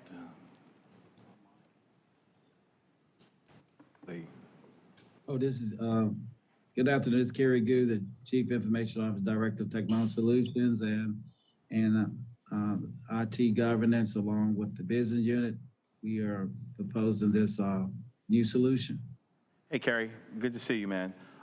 Just very quickly, it's a 1 year contract. Obviously, we're going to have the technology beyond 1 year. What is that contract for? Is it installation and just 1 year of customer support, and then explain to me what happens after that year is over? So since the technology is fairly new, I'm having a hard time hearing you, man. If you can, I don't know if it's your microphone. Okay, can you hear me better now? It's a little better. I'm sorry, I'm in my office and I got my mic turned up. I'll try to talk louder. See if that will do it. Stop using the quiet storm voice and just speak up. Okay. Well, what we do on new technologies, we sometime when it's really new, we go over 1 year contract to ensure that the solution is going to work properly before we go into a long-term relationship with the vendor. So that's the case in this go around. We want to make sure that everything works according to what we had through our analysis on the business case. to ensure that everything is going to bring the business value, performance value, and the compliance value that we're seeking in the business case. Okay, got it. Thank you. I just seemed like it was a pretty big investment for just 1 year. I'm clear now as a relationship with the service contract. Thank you so much. You're welcome. Thank you, Madam Mayor. I yield back. Thank you. Any other questions for this item? All right, we now turn to our presentations. And I believe the first presentation we'll have is item 14, Bull City United Update and Contract Renewal. Mr. Smith. Good afternoon, Madam Mayor, Mayor Pro Tem, members of council, Madam Manager. We have here today with us 2 members from Bull City United. Mr. David Johnson, who is the supervisor with Bull City United, will be providing an update. The interlocal agreement calls for an annual update to City Council, and Mr. Johnson is going to deliver an update on the 4th quarter report that we received. Thank you. Good afternoon, Mr. Johnson. Good afternoon, Mrs. Mayor, Mr. Mayor Pro Tem, ladies and gentlemen of the council, and I will get this up as soon as possible.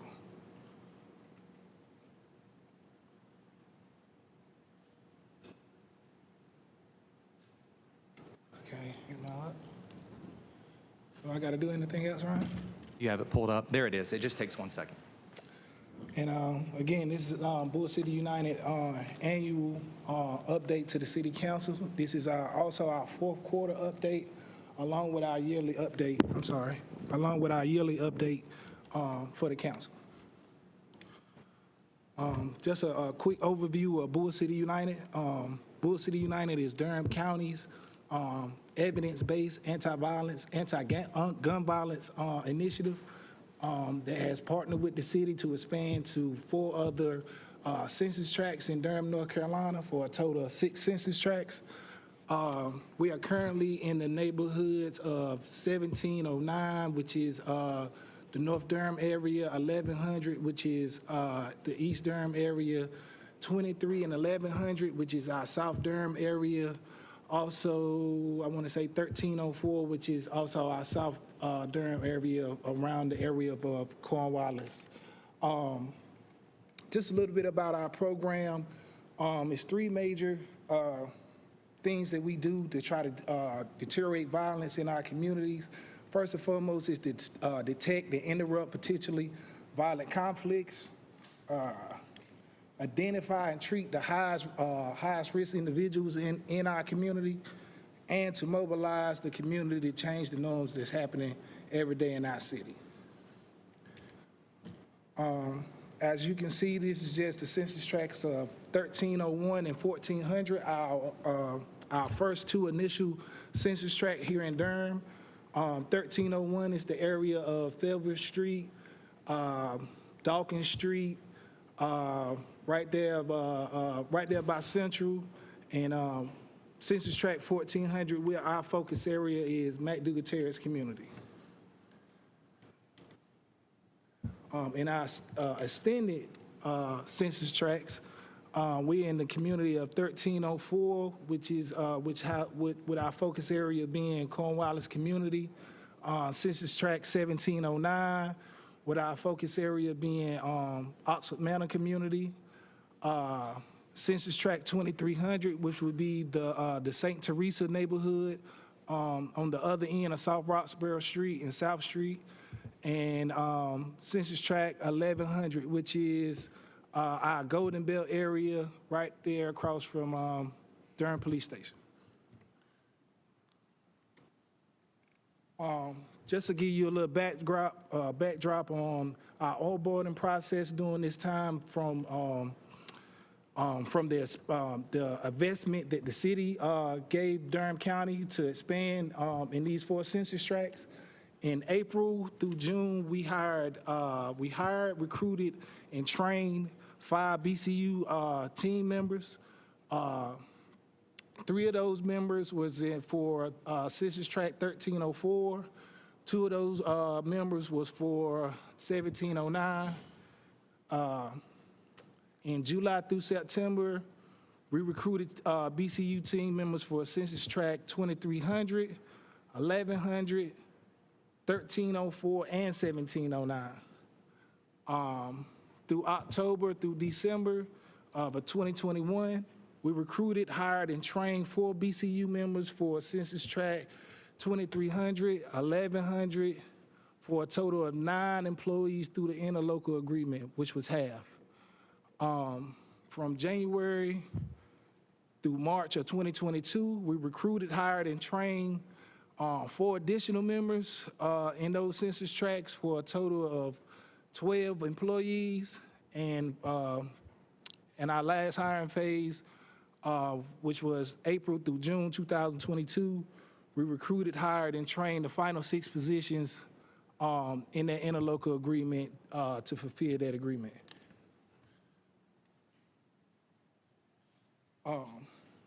This is a quarterly report on a person shot in each of these 6 census tracts. In April, as you can see, we had no shootings, I take that back, no person shot in our community of 1301.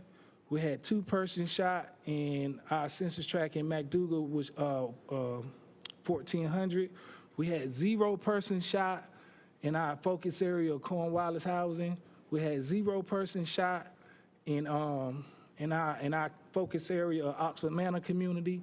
We had 1 person shot in our St. Teresa focus area, and we had 0 persons shot in 1100, which would be our Golden Belt area. In May, the same trend in 1301 with 0, 2 for McDougal, 0 for Cornwallis, 0 for Oxford Manor, 1 for that St. Teresa neighborhood, and 0 again for that Golden Belt area. In June, also another trend, we had 0 in 1301. We had 1 in our focus area in McDougal Terrace. We had 0 in our focus areas of Cornwallis. We had 2 in our census tract of Oxford Manor, 1 in that St. Teresa neighborhood, and 2 in that Golden Belt area. And you can see the totals for that quarter, which would be 0, 5, 0, 2, 3, and 2.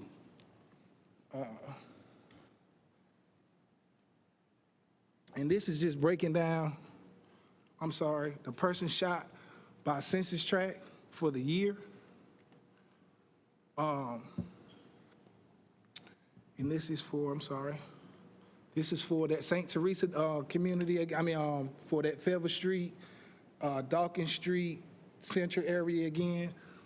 As you can see, in July 2021, we had 1. In August, we had 2. September, we had 1 again. October, 0. November, 0. December, 1. And for this whole entire year to this June, we had 0 persons shot in our focus area in Census Tract 1301. This is for the year. In agreement with our interlocal agreement, this is the stacks for person shot in 1400, our McDougal focus area. In July, we had 0, August 4, September 1, October 1, November 0, December was 7, and with that unfortunate incident that we had around Christmas time with the use. And since then, we have seen a steady decline in shootings, with 1 in January, 2, 4, 2, 2, and 1. So that was our McDougal Terrace focus area.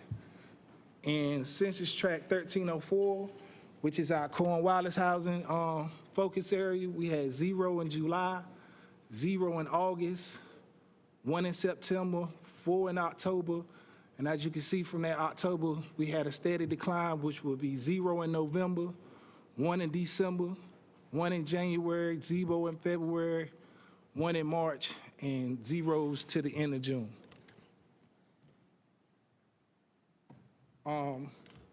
For a person shot in our census tract of 1709, which is our Oxford Manor community, as you can see, we had 0s for almost the entire year for 11 months straight,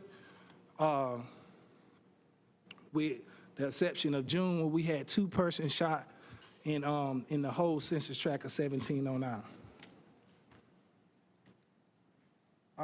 Person shots in census tract 2300, which is our St. Teresa community again. We had 2 in July, 0 in August, 1 in September, 1 in October, 0 for November, December, January, February, and March, and 1 each for April, May, and June. Again, our 1100 census tract is that Calvert Place, Main Street, Golden Bell area.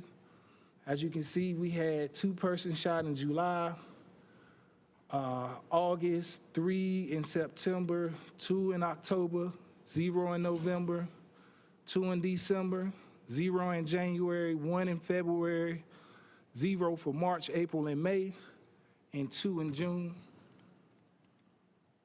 And this is a Q4 report on the homicides that we have in our focus area in this last quarter. Sorry. As you can see, just off the stats in the data, we had 1 homicide in all 6 of our census tracts, and 1 in May, and that was in our St. Teresa community. So for April, May, and June, we had 0 for every census tract except for 1, but every census tract that we have. And we consider that a great number. This is homicides for the year. Just giving y'all an update on the yearly. For 1301, we had 1 homicide from July 2021 to June 2022, and that was in September of 21. We haven't had no homicides from January to June of this year. Homicides for the focus areas of 1400, which would be our McDougal housing focus area. We had 1 in July, 2 in November, and no, it's supposed to have been 2 in January, I'm sorry. But as you can see, from January to, it's supposed to be June, I'm sorry how this came out. It's supposed to be 0 homicides in that area. As you can see from 1304, our Cornwallis housing community, from July 21 to June 22, we had 0 homicides in our focus area and in our census tract. The same can be said for 1709, our Oxford Manor housing community. And we had 1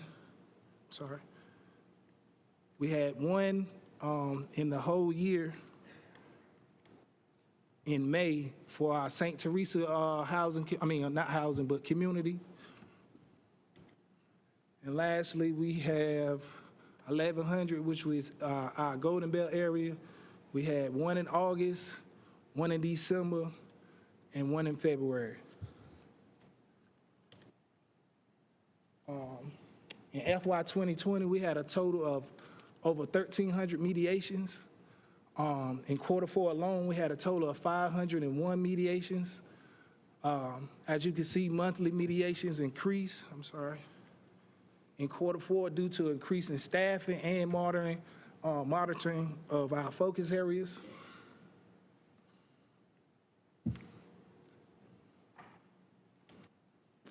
And just a little bit of our caseload and participant data. As of right now in this Q4 report, we have a total of 69 participants included in our program. 58% of them are employed, actively employed. 15% of them are actively in school that we got back in school, and 22% of them are on probation.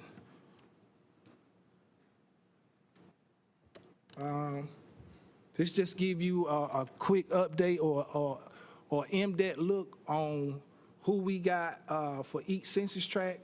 In Census Tract 1301, we have a total of 1 violence interrupter and 1 outreach worker with 11 participants coming from that area. In 1400, we have 2 violence interrupters and 2 outreach workers with a total of 19 participants coming from that area. For Census Tract 1304, we have 4 violence interrupters and 1 outreach worker with 10 participants coming from that area.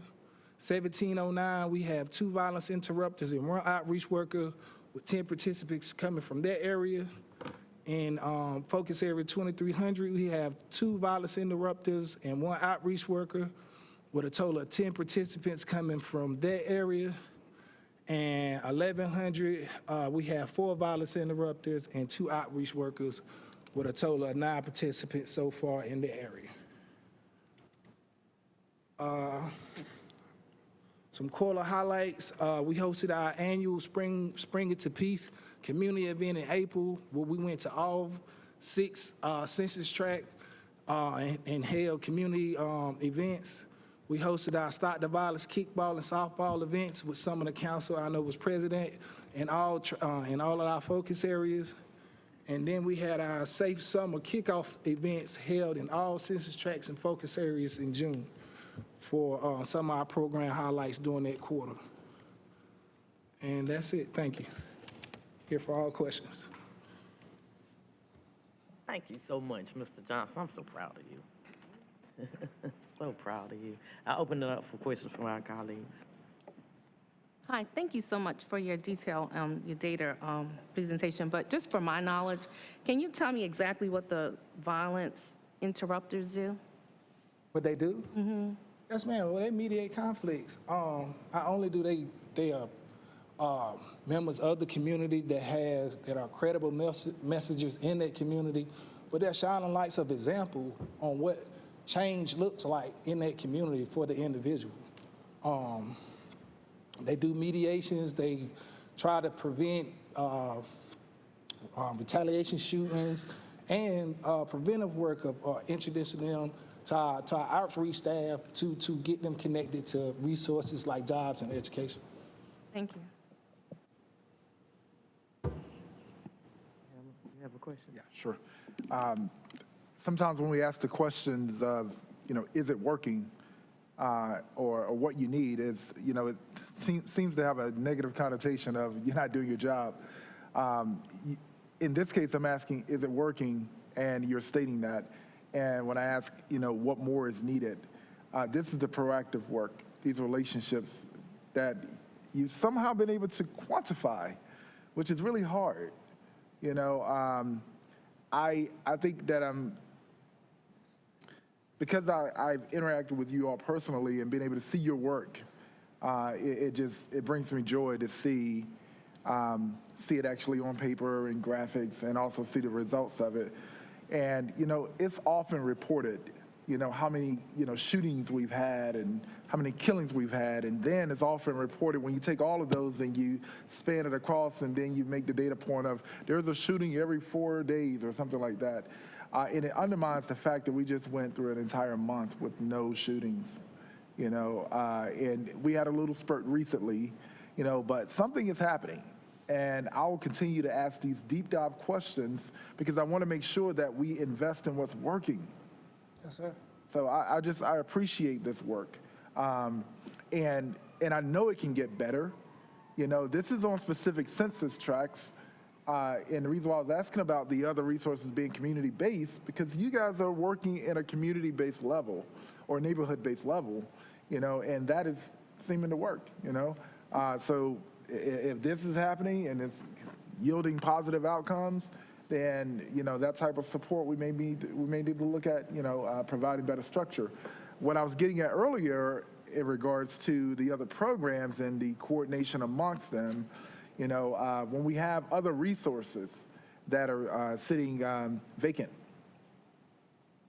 what we need to do to get those filled, what type of support we need to provide for you all to continue your efficiency, as well as coordinated efforts in other resource initiatives across the county and the city. And it's our job to make sure that we're investing in those things that are working, that we are holding accountable for those positions that are not filled, and apply pressure where necessary. So thank you for this report today. Thank you for what you're doing, putting your life on the line every day, and I'll keep asking those questions. Yes, sir. And just to answer that one question, through my eyes and the eyes of our staff, this program is working tremendously. Just not only for what it does for the staff, us be able to change our lives, go back in the community, once where we was once the problem, and be a solution to the problems that's going on in our community.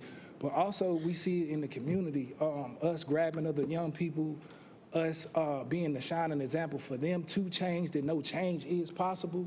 I feel like this program has worked tremendously for all. Feel free to send me an email anytime of a success story. I'll put it out there. Yes, sir. Councilwoman Caballero. Thank you. Good afternoon. Thank you so much for the presentation. Yes, ma'am. How you doing? Great. I will say that when this is, to me, is a really good example of collaboration between the city and the county.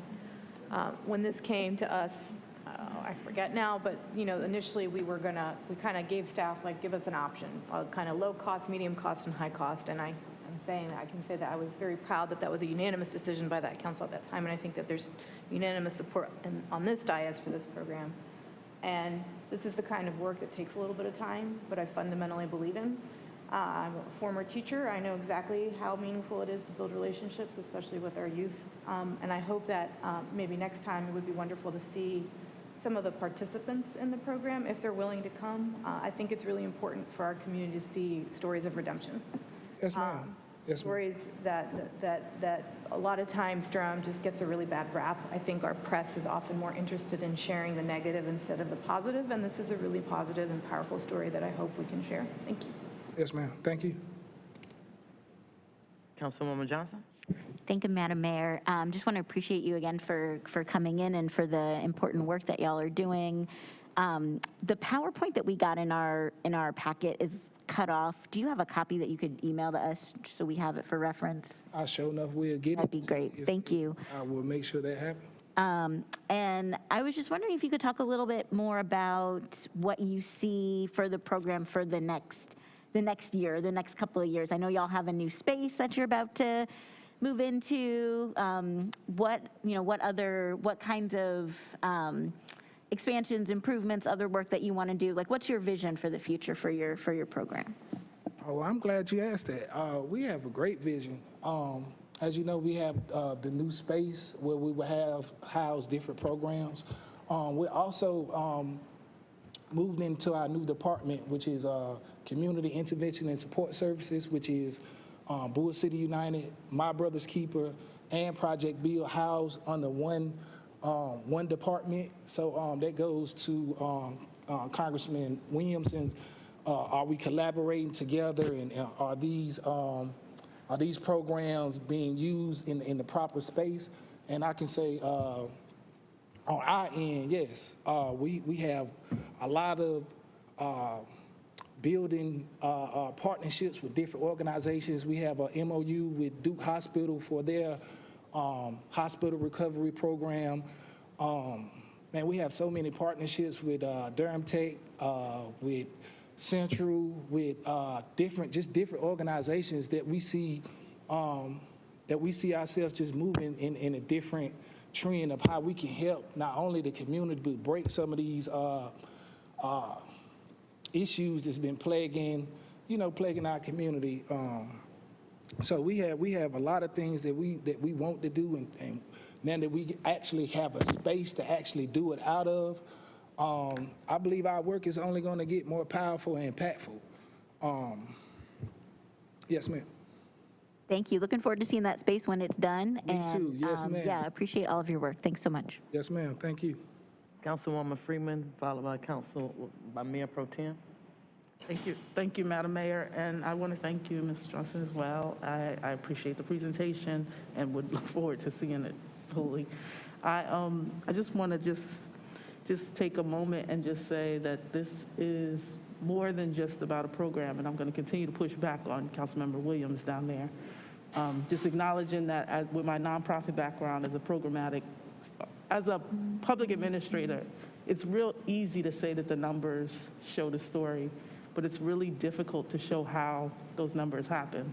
And I think that it's important to really highlight that the people who are doing this work bring the passion to this work, and that's really having impact on the connections that are being made and the way in which everything is coming together.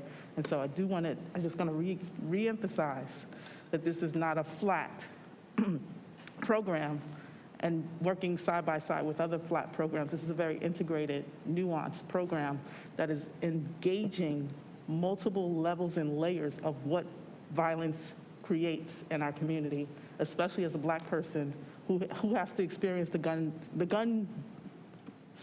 gunshots each and every night in my neighborhood. These folks who have stepped up to be on the front line of this work are putting their life at risk.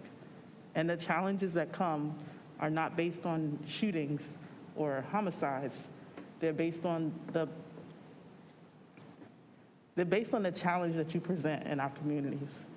And it's a challenge that many people, if you've ever lived near, or been around anyone who lived in a housing development where they felt unsafe about reporting anything that was going on, you remove that barrier because of your trusted relationships. And I do think it's just incredibly important to just keep saying that it's not just a program. And I will keep saying that. Thank you. Yes, ma'am. Mayor Pro Tem.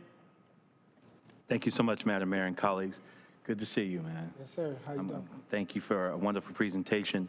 A couple years ago, I asked my colleagues, some present and some past, to consider about 4 or 5 things as part of a comprehensive, multifaceted approach to gun violence in our city.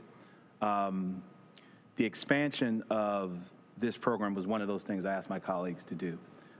The thing that made the news was Shotspotter. But that's what the shiny object that got the attention. But this is one of the things, and Councilman Caballero is right, we had unanimous decision. You know, all Twitter tries to make it look like we fight about everything, but there's a lot we agree on. And this is one of those programs that we agreed on. And I want to thank my colleagues for spending just south of $1 million to expand this program in the city. You know, there's something I like to call headline stoppers. We count how many people get shot. You know, we count how many people get locked up. But every day in this city, there are people that are stopping headlines from happening that will never make the news. Guns being placed on pastors' desk, folk coming up to you and giving you their work, saying, I want out the game. Yes, sir. That doesn't make the news, and we can't quantify that. So, brother, God bless you in the work you're doing. And I know you hear some of the stuff that folks say, this is a waste of money. How can thugs be part of the solution? They still, you know, push and game themselves, all that ugly stuff. Insulate yourself from that and know that you're making a difference. Keep doing the work. Keep pushing the program. Even if it doesn't make the news. I see you back there, Keisha. Even if it doesn't make the news, keep doing the work. At the end of the day, we're not going to police our way out of this. We're not going to lock enough folk up. We're not going to send brothers and sisters to jail. At the end of the day, it comes down to what you're doing. And it's us. As I like to say all the time, we don't need permission to save our own lives, saving our own lives. And if it's just under $1 million from the city, from our coffers to help push this program to stop some headlines, is money well spent. Block out all that crazy stuff I know you hear that folks say about this program. This is a good thing. And I want to thank my colleagues in this council and this government for putting the full weight and imprimatur of our government and our money where our mouth is. If it doesn't make the news, just know it's still making an impact and making a difference. I'm so proud of this council, of this government, Madam Mayor, for standing behind this initiative. I'm proud of its expansion. I'm excited to see what the future holds. And if folk keep talking, just remember, my dad used to say, dogs don't bark at parked cars. They'll run past all the parked ones. So if they're making noise, that means you're moving. Doing something right. You're going somewhere. Absolutely. Thank you, man. Thank you for the presentation. Thank you, Madam Mayor. Thank you. I just had to bring up Ms. Keisha so that Durham City can see this young lady I've been very fortunate in my life to watch the growth of these young people from different points. And to see them stand here today, presented to the city council, it makes it all worth it. It makes it all worth it. We were out this summer with them over in the Cornwallis Arena. Councilman Freeman and Councilman Hyman Hosley and I, we were over there as they were playing kickball and running up and down with the kids. They had about 75 kids out there. It's a beautiful thing. So if the press won't show what you all are doing in what I believe to be a fair and equitable manner, I like for the city to see you all and to know that you are appreciated. You put your very lives on the line every day that you go to work and trying to talk with your neighbors, your friends, your family members, people you've grown up with, and encouraging them to change their lifestyle. As Ms. Keisha always said, peace is a lifestyle. So I do want to give you the opportunity, young lady, because you have been so helpful. This is like a team right here, and we see the head of the team. I did want to give you an opportunity to add any words that you would like. I know you do a lot of talking on the streets, but this might be a little different. But I could not let this opportunity pass without letting Durham see you as well. Thank you, Madam Mayor. Thank you so much. I think David explained everything. And from the bottom of Bull City United Hearts, we send our heart to you, Councilwoman Freeman. I'd just like to thank y'all for the investing of the expansion. Once Bull City United expanded, we seen a decrease in gun violence in these neighborhoods. And I would be remiss to not put out what outreach does. And that is, like David said, is to connect the communities that have not to the have. And Durham is a beautiful community. I was born in Durham. I was raised in Durham. I'm gonna be dead in Durham, but I love Durham. And we do have a lot of resources that we connect. Not only do we connect, but we try to involve the community. One thing David was trying to mention is our Black on Black mentoring program that we came up with. We went out and recruited a lot of ex-justice offenders, but now they're a business owner. We have Kiwan Hester, of Favorite Desserts. He came and pulled the young man out. So, you know, we can speak about a lot of the work we do, and it we don't like to put people on the spot to tell their story, you know, because some of the community members like, you know, no, Queen, you know, but they're out there. They're out there and they're doing the work. We've had a young man that actually was raised in one of our communities, you know, he was deemed as part of the problem. Now he's a senior at Johnson C. Smith. So it works. It's evidence-based practice. We just want to continue our relationship with Durham City and Durham County together. We can make this even better and maybe expand just a little bit more. So thank you guys for, yeah, I'm gonna put it out there. Just a little bit more. So thank you guys. Thank you all, not guys, but thank you all, councilwomen and councilmen, for everything you do. We also go out and educate on the new laws of voting. We educate, we reevaluate, we study, you know, and then we come up with a game plan because one size did not fit all.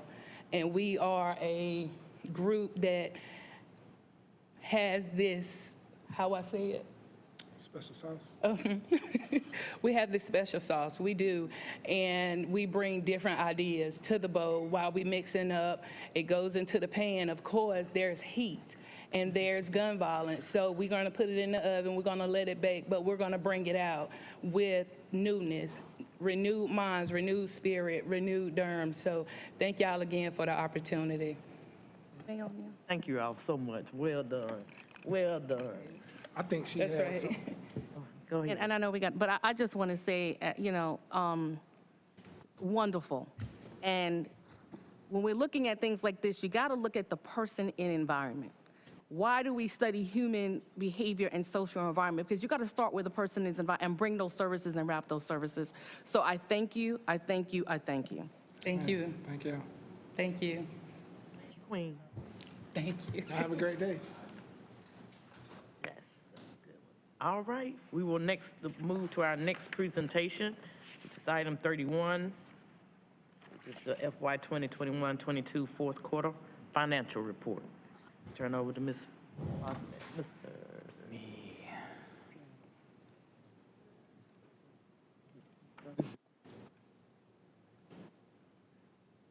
Mr. Tim. Yes, let me get this going and. How you doing today?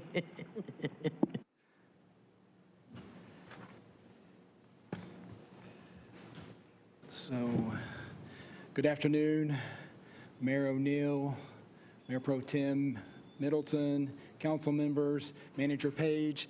I am Tim Flora. I am your Director of Finance. I am here today to give you the fourth quarter financial update.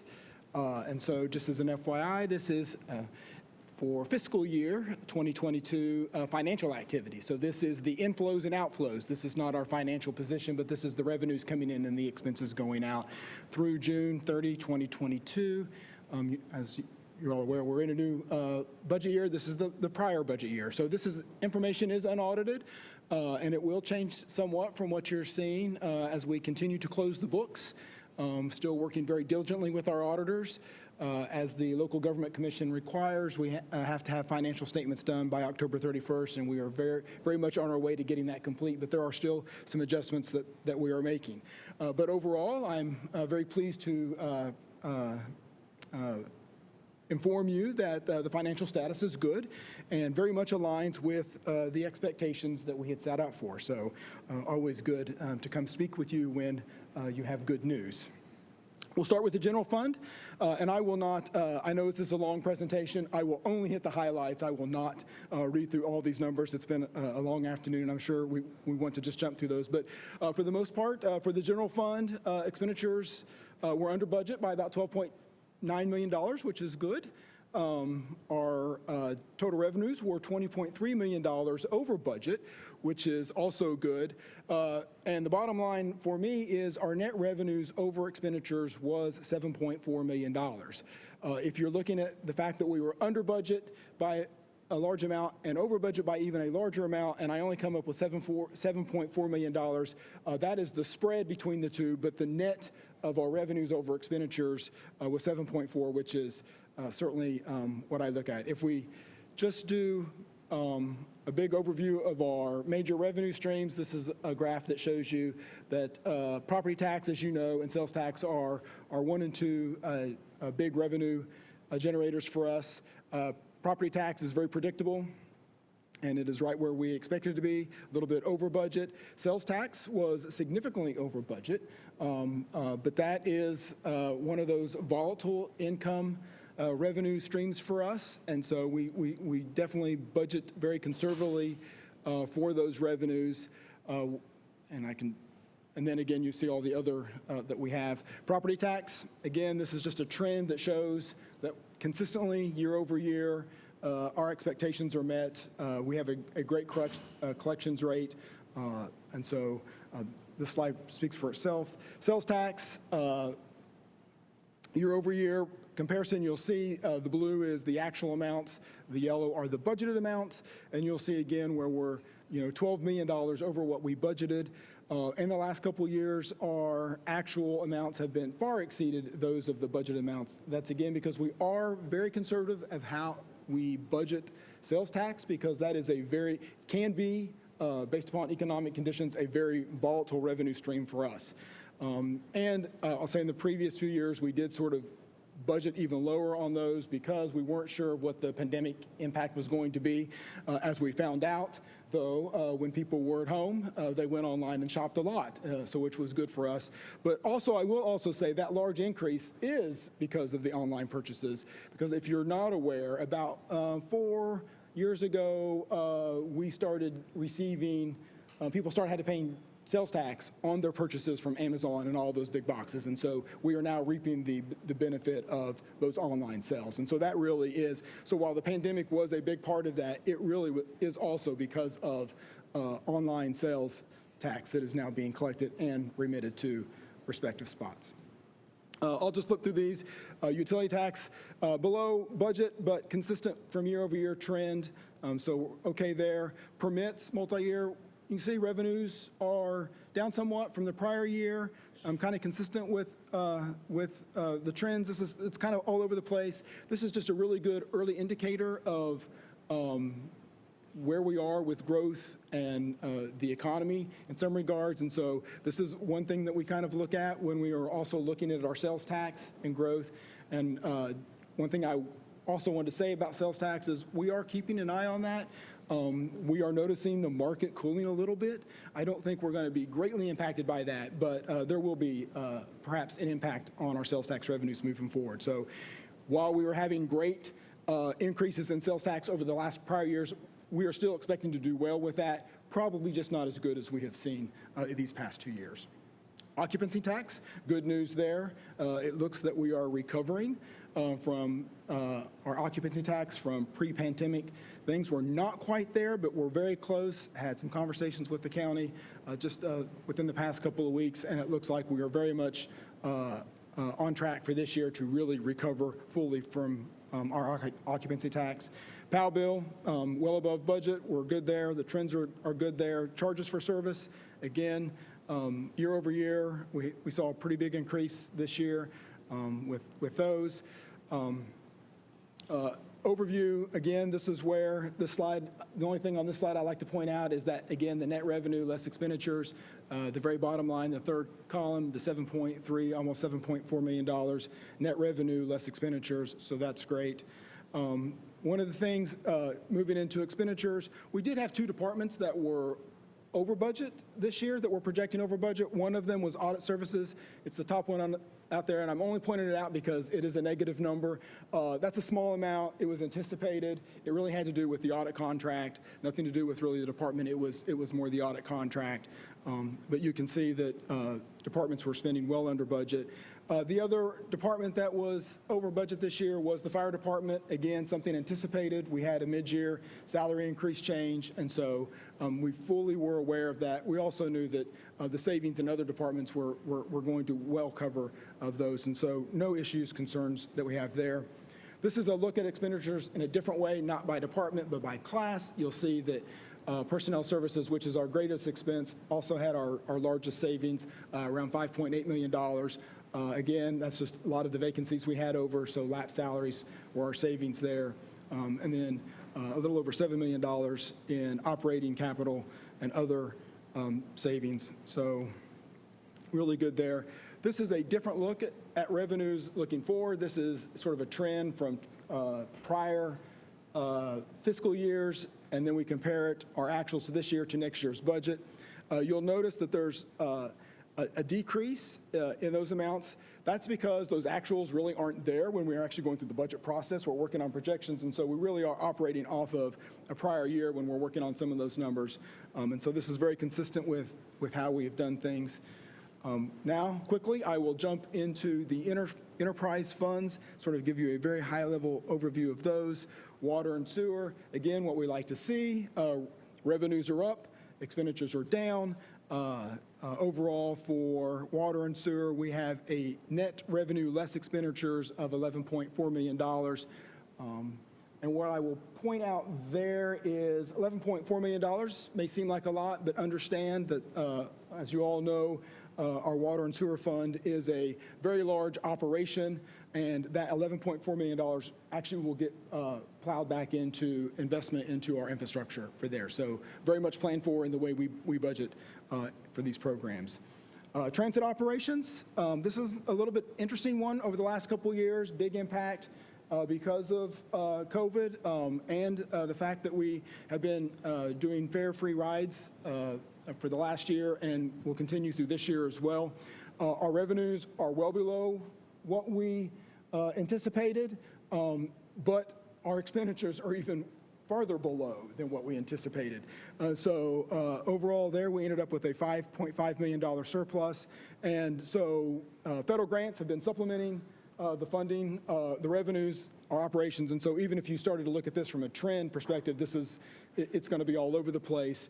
But what I will also point out is on the expenditure side, we've had to change some routes because of staffing issues, and as well a lack. We were not able to invest in some of our buses availability, and so you'll see on that far column over there under capital outlay, we didn't spend over $9 million. And so at the end of the day, while revenues were down, expenditures were way down, we still ended up with a net surplus for the year at $5.5 million. Solid waste, another situation where our operating revenues were less than what we had anticipated. But overall revenues, because of a bond refunding, actually threw us into the positive with that. But our expenditures were also down. And so there's an overall budget variance, and this is a budget variance. This is not a net revenue amount of $3 million. But I will point out that if you look, the net revenues, we were actually down $187,000. But to the discerning eye, let me back up one slide. If you notice, investment income is a negative number. I did want to sort of point out that is not because we're making poor investment choices. The investment income is a accounting transaction that we have to book. We have to book mark to market. And so we bought some investments at a premium. So we have to account for those at year end of what they cost us. So I just wanted to point out to everyone that we are not losing money on our investments. When those investments mature, we actually will show a gain on those investments. But in this particular fund, it actually threw the net income below what we would have liked to have seen. Stormwater fund. Again, this is one of our self-sufficient enterprise funds, receives no tax support. I think if we looked at it, let me just jump to the bottom line there. You'll see that there is, we're a negative as $1.8 million on the net revenue versus expenditures. Again, that was planned for. We budgeted fewer revenues. And if you'll notice there at the bottom of the expenditures, the operating transfers to other funds, $8.5 million. That's because we're moving money out of that fund to help pay for capital infrastructure. And so that very much was anticipated. That is what we expected. The parking fund, I noticed I did not put any bullet points on the presentation. Sorry about that. What I will say about the parking fund is that is a fund that we are keeping our eye on. As you all are aware, with the pandemic and the shift in remote working, our capacity at some of our decks have been less. We also we did not have a rate fee change over the last few years. And so we are struggling in that fund where we've lost about $693,700 in this year, but we have changed and increased our fees, as you all are aware. And so we are expecting that fund to do better. Finally, I'll end with the Performing Arts Center Fund. Had a meeting with the city manager and the folks there at DPAC a few weeks ago, and so I thought I would at least point this out because while I would say most of this presentation, our financial status is good, I think this is actually a good one to end on as well. So last year, they've had a banner year. And feel like they sort of have fully recovered from sort of that pandemic impact. Nearly 454,000 guests did they host with 204 performances, 87 of those being sold out. And I will note that last year what they noted was that they celebrated their 5 millionth guest since opening in November of 2008. And revenues were up, revenues were at 4.5. Expenditures 3.1, leaving a net increase of $1.4 million. And so I knew I flew through that presentation very quickly. I am more than happy to answer any questions that you might have. Any questions? Thank you so much. Councilman Williams. Yes, thank you so much. Thorough presentation, quick and thorough presentation. What indicators, if any, are we using to determine any ballpark figure of a percentage increase in our tax base with the population increase, new businesses coming to the area. Do we have anything that can help us indicate? Well, we certainly always look at our permits and see what those are coming. We always look at census information. Those are things we look at, and we very much rely upon the county tax assessment department to provide that kind of information for us. Thank you. Any other questions? Councilwoman Freeman? And I think the question may be for the city manager. I just want to make sure we still are going to get those buses, even though I know it's probably supply chain related that we didn't, but we still are going to get them, right? Okay, just making sure.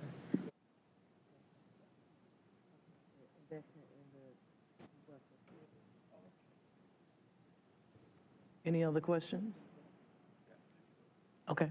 Also, and this may be the communications department regarding parking, I don't think it's been well communicated, the condition of our parking situation regarding fees and the deficit that the city functions at. And we just did a rate height increase. And I just, if we could find a way to better communicate that so folks can know what's going on. Manager.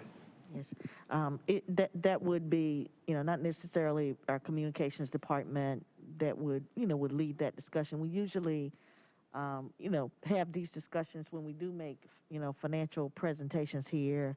We talk a lot about, the losses, if we have losses in funds, when we do our budget retreats in a lot of ways.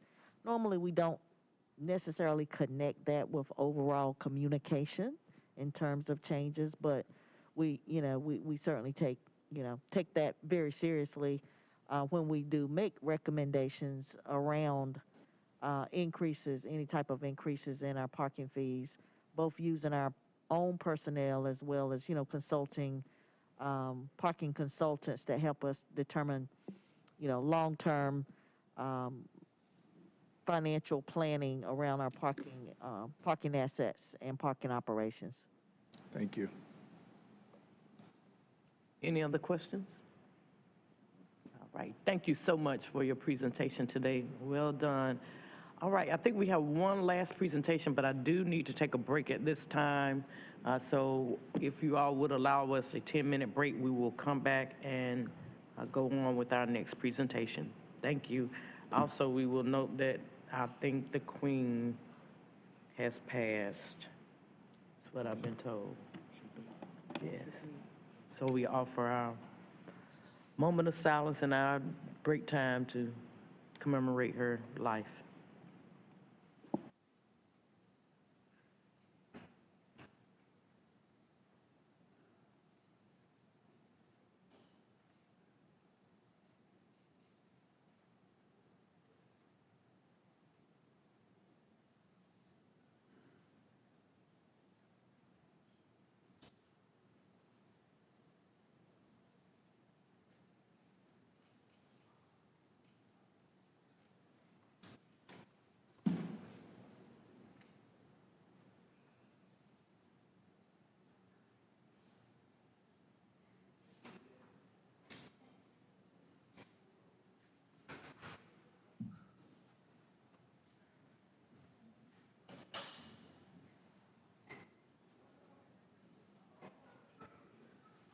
What item did you sign up for?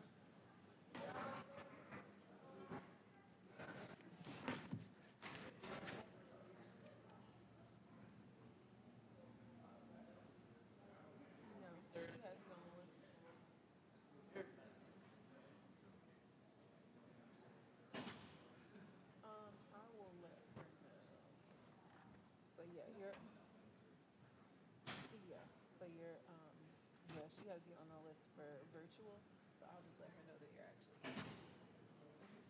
Yeah.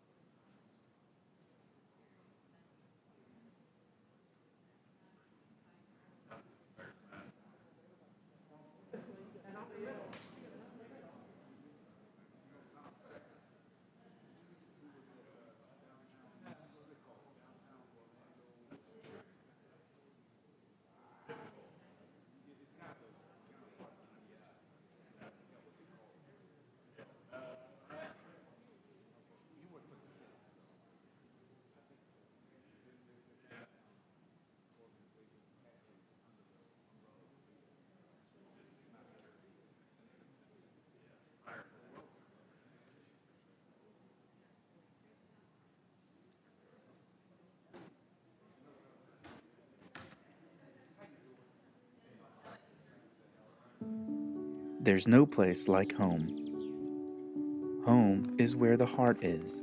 Hey, can I help you? Oh, thank you. Thank you so much. It is our place of safety and warmth. Home is where love resides, memories are created, and laughter warms the heart. That's why the Durham Human Relations Division is committed to enforcing the Fair Housing Act, which prohibits unlawful discrimination based on race, color, disability, religion, sex, familial status, or national origin.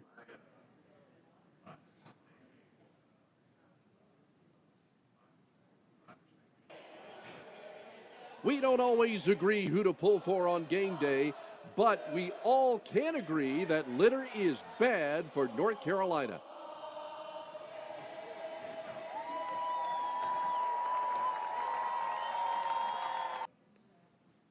Did you know the City of Durham has interpretation and translation services available? The city adopted a language access plan to provide language services and help non-English speakers have access to city services and programs without a language barrier. Through the city's language access plan, residents have the right to request interpretation and translation services free of charge, receive translation of vital documents and emergency communications in Spanish, and submit complaints of language discrimination or on the failure to adequately provide services in accordance with the city's language access plan policy. For more information on the city's language access efforts, visit durhamnc.gov/languageaccess. ¿Sabía que la ciudad de Durham cuenta con servicios de interpretación y traducción? La ciudad adoptó un plan de acceso al idioma para ofrecer servicios lingüísticos y ayudar a que las personas que no hablan inglés puedan tener acceso a los servicios y programas de la ciudad sin la barrera del idioma.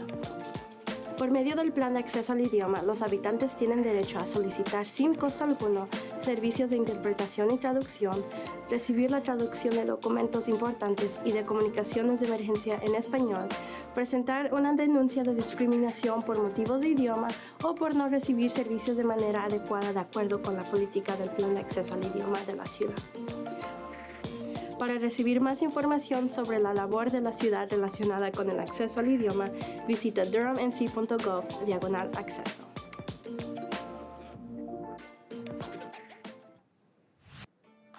Here's some tips to ensure that your garbage and recycling gets picked up. 1. Your cart should be put out for collection before 6 a.m. on your collection day. 2. Your cart should be at least 3 feet from all other objects such as mailboxes, telephone poles, fire hydrants, trees, and other carts. 3. Your cart should be no more than 3 feet from the curb. 4. No vehicles should be blocking your carts. The mechanical arms on our trucks need direct access to your carts and cannot reach around vehicles. To find more information about garbage and recycling pickups, go to this web address.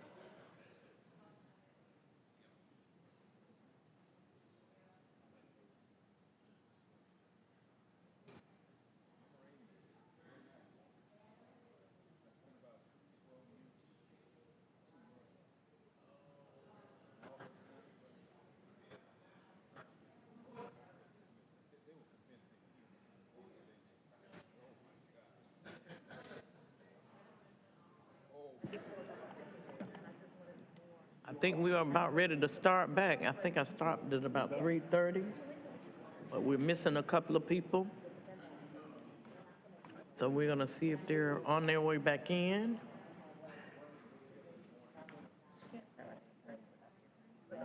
Well, we need our attorney, we need our city manager. Yeah, it was at 3:30 though. I mean, 3:30. I thought it said 3:30. Leo, did you see everybody else out there? Wanda and it's about time. If you tell them to come on back in, please. Thank you.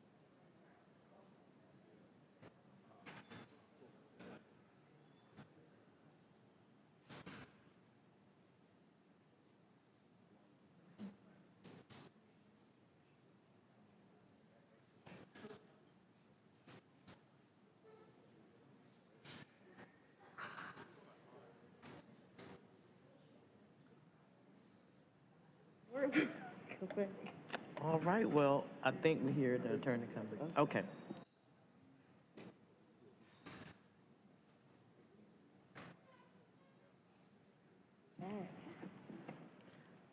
All right, we are now going to move to item 32, which is a presentation by Craig Davis Properties to purchase Durham Center parking deck.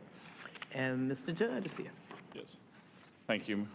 Good afternoon, Mayor O'Neill, Mr. Mayor Pro Tem, members of council. We are joined here today by representatives from Craig Davis Properties who have made a proposal to the city of Durham regarding the Durham Center deck that they wish to share with you. We do have some additional city staff here that can answer some technical questions at the end if you have further questions after their proposal. Thank you. Thank you so much, Mr. Judd. We turn it over to you, Mr. Davis. Thanks very much. Good afternoon, Madam Mayor, Mayor Pro Tem, members of City Council, and certainly members of staff that we've worked with, those that are here. Appreciate the time this afternoon at the end of a long day. Especially following some of those presentations. That was a very special one that we had, admittedly. I'm Earl Gwill. I'm Vice President of Development for Craig Davis Properties, and in this case, project exec for our proposed project, the James. And I'm joined by Craig Davis, who's here today with us. But before I go through this is a very brief presentation. Before I go through that, I'd just like to acknowledge the time and the work that has been spent with members of city staff and our team to get to this point. It's been a pleasure, and we do look forward to moving ahead in the future with you in this work. I'd also like to say we've tried our best to meet with community leaders and especially the managers of the venues that are in close proximity to our proposed project in an effort to understand issues that they have and may have, and try to combine that in our planning and our effort for the project. As I think you're aware, Craig Davis Properties is a North Carolina company based right here in the Research Triangle, and has numerous projects for 30-plus years. Craig has been in the area as a developer, and currently we have this project, which is its value is, total value of the project is in the $180 million range, as well as Davis Park West, which is about the same amount of money. So it's around $360 million that we've got just in the city of Durham itself. Where are we at the moment? We did on our own expense and own volition submit a site plan. It's been almost a year because we know it takes that long to move through the process. And we have come to the last round of comments with the city. We've complied with the UDOs.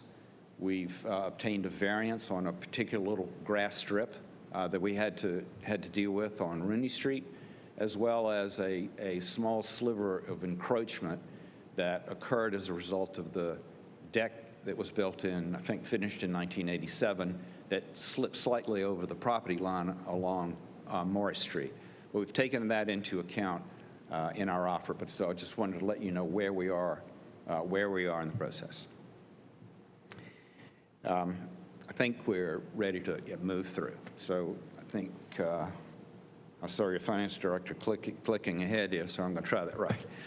Our offer is $5 million US, and that's based on a reconciliation of two appraisals, one that we did and one that the city of Durham did, that amounted to about $4.9 million. And as well as I just mentioned, we did account for the encroachment of a sliver of land along Morris Street. So it all came up to approximately $5 million, along with some other ancillary costs that were associated with this. And certainly any acquisition would be a part of a development agreement that would have to be approved by a city council.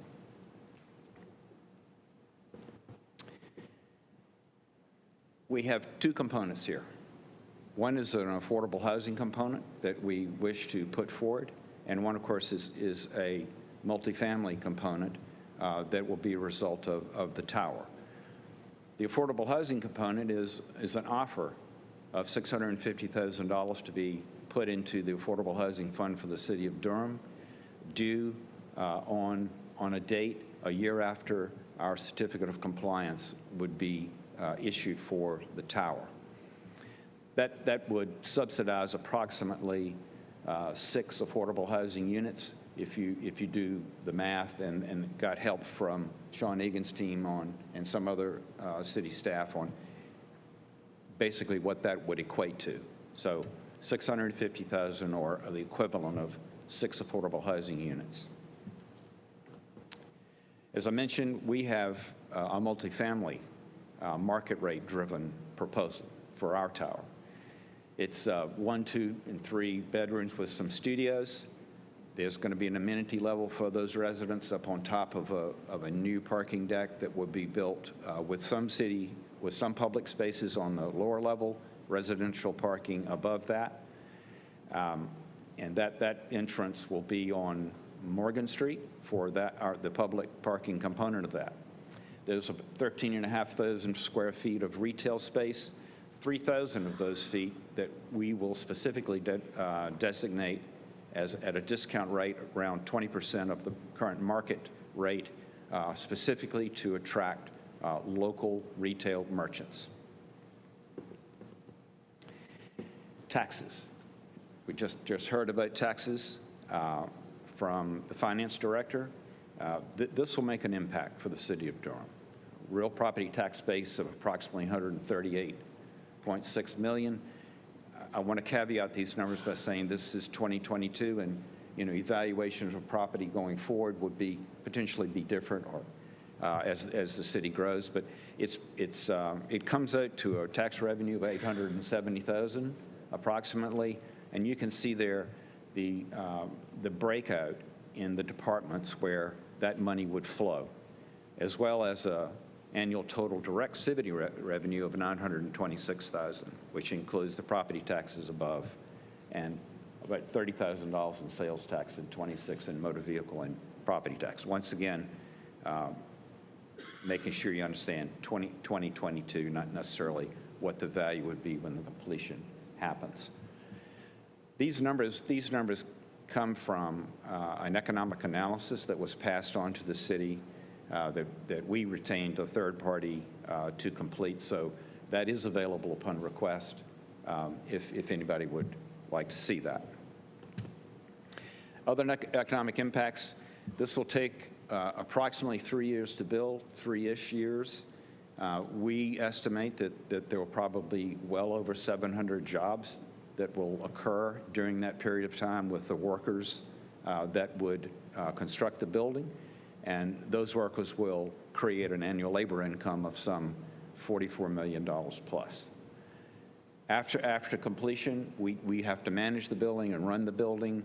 We think probably around upwards of 29, maybe 30 people that would be employed directly for our property, but we are estimating through our economic analysis third-party partner that the individuals that will be living in the tower will generate additional jobs out into the retail and merchants that surround the building here in downtown Durham.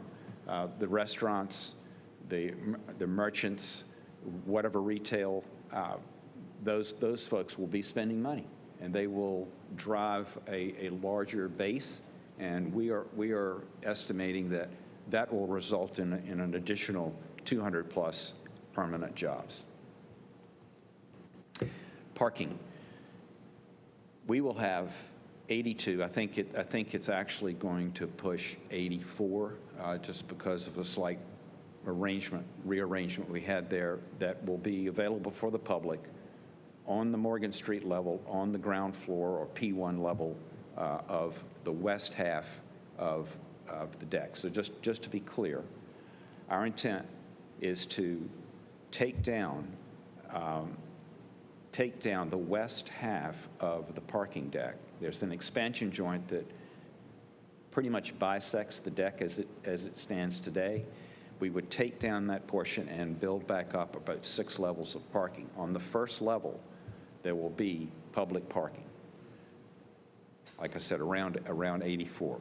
That will be bifurcated by a wall from the east half of the deck, which will remain as it is today. So after hours, after normal hours on a weekday, those 82 or 84 spaces will remain, but approximately 300 spaces will open up on the remaining east half of the deck. So there'll be about 380 to 384 spaces available for public parking after normal business hours on weekdays and, of course, all weekend, Saturdays and Sundays. So that's how we get to that number, 82 to 84 on our side, and then opening up with 300 on the remaining east side. The parking fees charged will be in alignment with the newly established rates, but in no event less than those rates that were effective in July of this year. In addition to that, we recognize that we want to contribute to the enhancement of parking in downtown Durham. In speaking with the venue owners, one major concern was when folks park, if it's not directly across the street in the Durham Center deck as it is today, they're parking in the Durham ID deck or the Chapel Hill deck or the Morgan Rigsby deck. So we have committed to construct a highly visible, with great lighting and wayfinding, a pathway directly through our deck. So from Morgan Street to Rooney Street to the entrance of the Durham ID deck, complete with directional signage and as I mentioned, lighting. That, in addition to that, down the south side of Morgan Street, all the way to the Morgan Rigsby deck entrance, we've committed to construct the proper wayfinding in accordance with code and working with the city. And I think there is already some discussion around wayfinding down that side of the street anyway, but regardless, we're committed to build that, construct that, light it, make sure that the signage is there so that when the patrons of the arts come out from either the Convention Center or the Carolina Theater or the Durham Arts Council, they'll know exactly where they parked, they'll know where to go, they'll know what level they're on because it'll be on their ticket, it'll be painted, colored accordingly. So even though that's there today, it's not blatantly obvious where you may have parked your car if you're not directly across the street. We understand that. So we hope to make that easier and more comfortable and safer for the patrons coming out of those venues. Just a reminder, there currently is about 1,200 spaces in the Durham ID deck, some of which have been designated as public parking, and there are some 600 spaces down at the Morgan Rigsby deck. And I just wanted to show you one more slide here regarding what I was discussing there. These arrows represent the pathway through. This is an aerial shot, the pathway through what will be, we hope to be our deck on the west and east side, and then wayfinding down the south side of Morgan Street in the right-of-way toward the Morgan Rigsby deck. Just indicating there that we would hope that that would, as I said, enhance the experience, safety, and knowledge of where they may have parked their car and their comfort level for the folks coming out of those events. So that's essentially the end of our presentation, and we'll certainly welcome any questions you may have of us that we could help you with. Thank you, sir. Do we have any questions from members of council? Mayor Pro Tem, followed by Councilwoman Johnson. Thank you, Madam Mayor, and thank you for being here today. Good to see you, gentlemen. I remember us meeting, I don't know how long ago was now about this project, and it's come, lots happened since then. If I recall correctly, I believe the name, the James, is to honor your father, I think, if I recall, Mr. Davis. So good to see you before us. Very intriguing offer. I have one process question to staff, and then I want to ask the development team a question. I know that if the city, if we proactively decide we're going to sell something, we will, part of our due diligence would be getting an appraisal.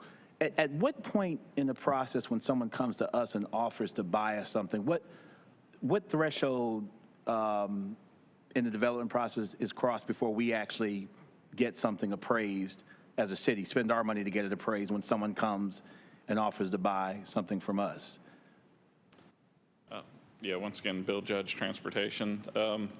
That can vary really at the discretion of staff or council or direction from the manager as to when the city might engage the services of an appraiser. In this particular case, yeah, once we were made aware of the offer because of sort of the unique ownership situation between the existing tower, the air rights above the existing garage, and the city owning the garage, we did the transportation work with General Services to have an appraisal conducted.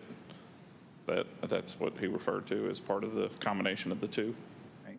So when they walk in the showroom, we kind of make a determination who looks like a serious potential buyer as opposed to those just window shopping? You don't have to answer that. You don't have to answer that. If this tower goes forth, and for a little while at least, it will be the tallest structure in Durham. I believe 32 stories is the projected. 32 if you go from street level. 32 from street level. 320 feet from an elevation standpoint from the street level. Got you. All told. Right. I think one city center, I think is 27 stories, if I recall. So this would, and I don't know what, our skyline is bourgeoning and it's developing. We don't know what it'll look like 20 years from now, but at least for the time being, for a little while, it will be de facto the tallest thing in our skyline when you look at it and consider it. And I'll tell you where I'm going. Could you talk a little bit about what the design element might look like? There are some cities you don't need to, you look at a picture of it, that's whatever, Philly or New York or whatever. And time and time again, I've talked about our efforts at branding ourselves as a city, and when the government can exercise leverage over what our city looks like as opposed to cookie cutter kind of, cities around the country, or the cookie cutter effect of cities. Could you just talk a little bit about, and you probably, if you don't know, you don't know, but a little bit about the design. What's it going to look like? Yeah. For a while, it will be Durham. If you give me 30 seconds, I can hand out a rendering that I think would be very, very helpful. Thank you.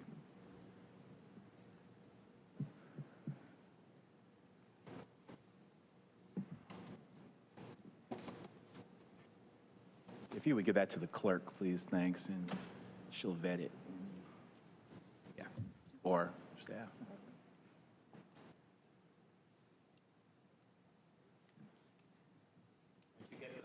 I'll take you through a spin of where we were and where our architects and designers. Thank you much. And I'll proceed just a couple of other questions. The proffer to our affordable housing fund, you said that number, 650,000 or whatever it was. That's correct. You arrived at that through consultation with our staff? We arrived at that through internal conversation and then conversation with the staff about potentially what that would equate to in the number of units. Got you.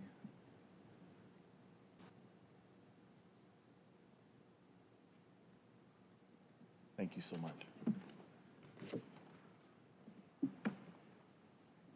All right, thank you, Madam Mayor. At this time, I had a couple of other questions, but I'll yield at this time to colleagues. I want to ingest a picture a little bit.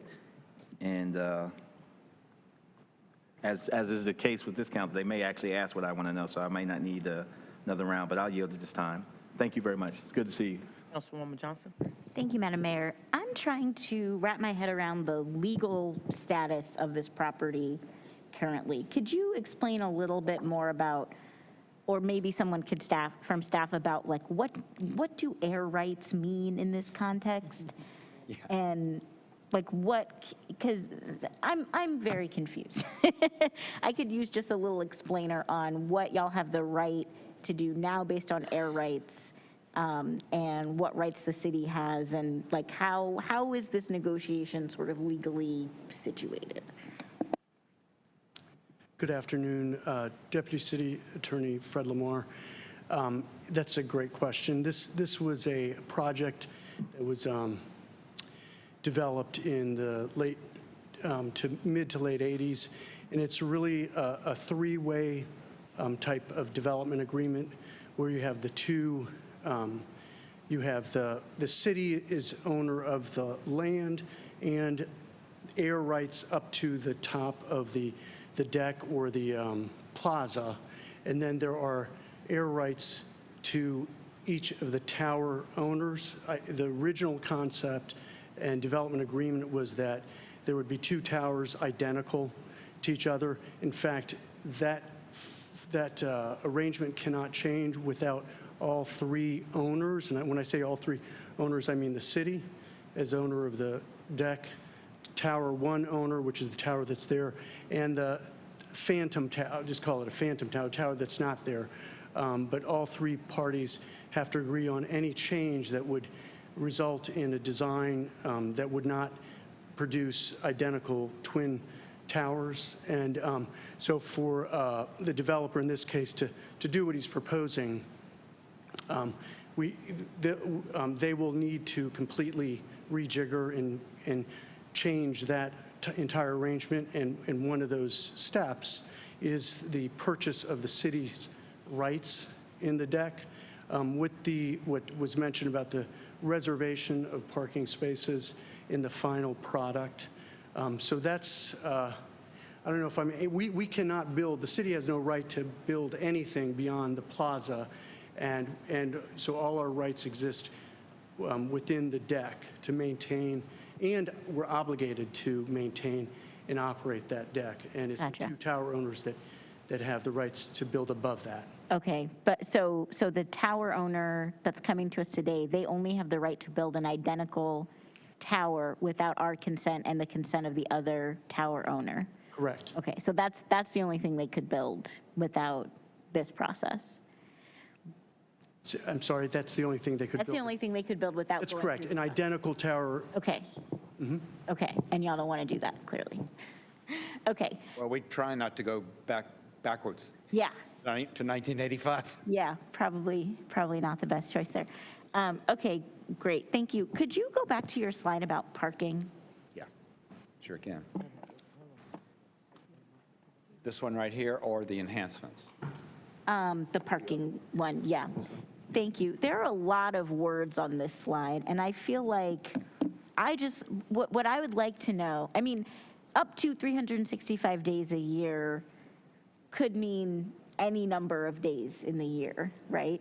Like, are you writing this as kind of like are you trying to avoid making a commitment, or is there some commitment buried in here? I can explain that.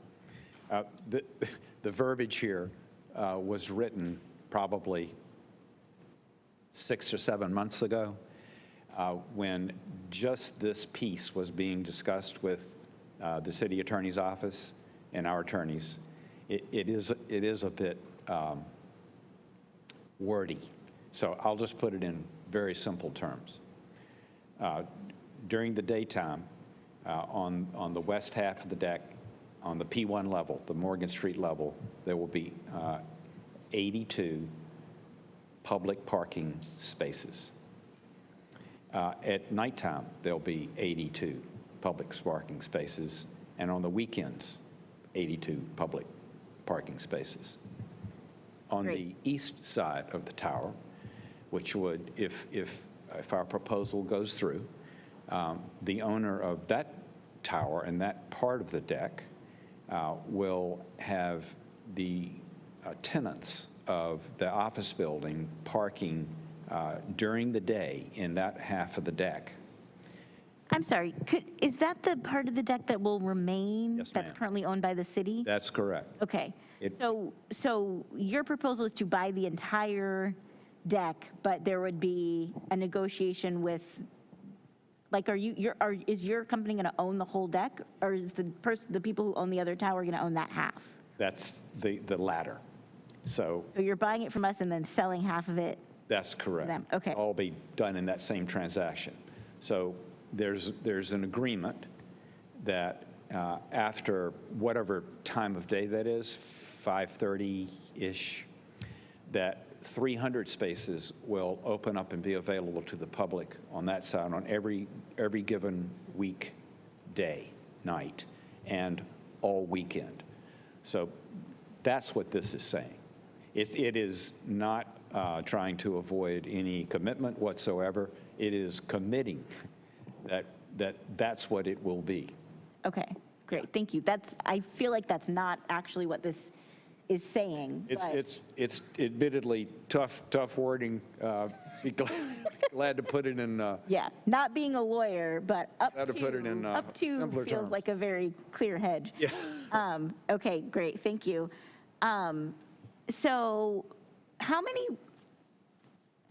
is the difference in the number of parking spaces on your side the smaller number because the residents of the tower will be taking up more like of the evening and weekend time than like the folks on the other side who just have office?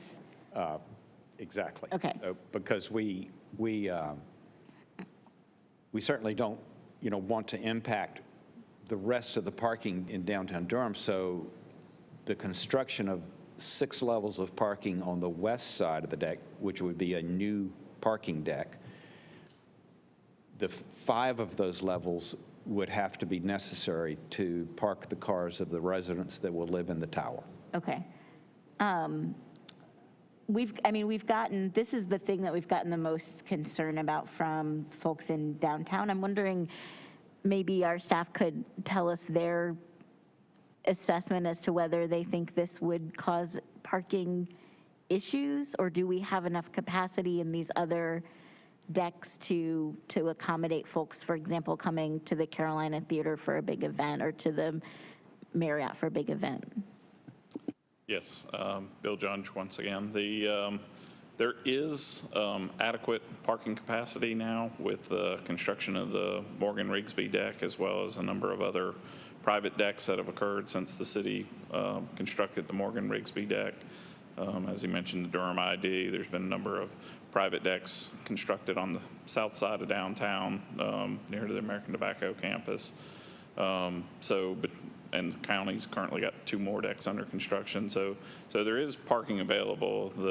In terms of proximity to the Carolina Theater or Convention Center, it might be a slightly further walk, as he showed in that one exhibit, but they're still within reasonable walk within, compared to what is used for DPAC or Durham Bulls. They would be, similar or shorter walks, but longer than today.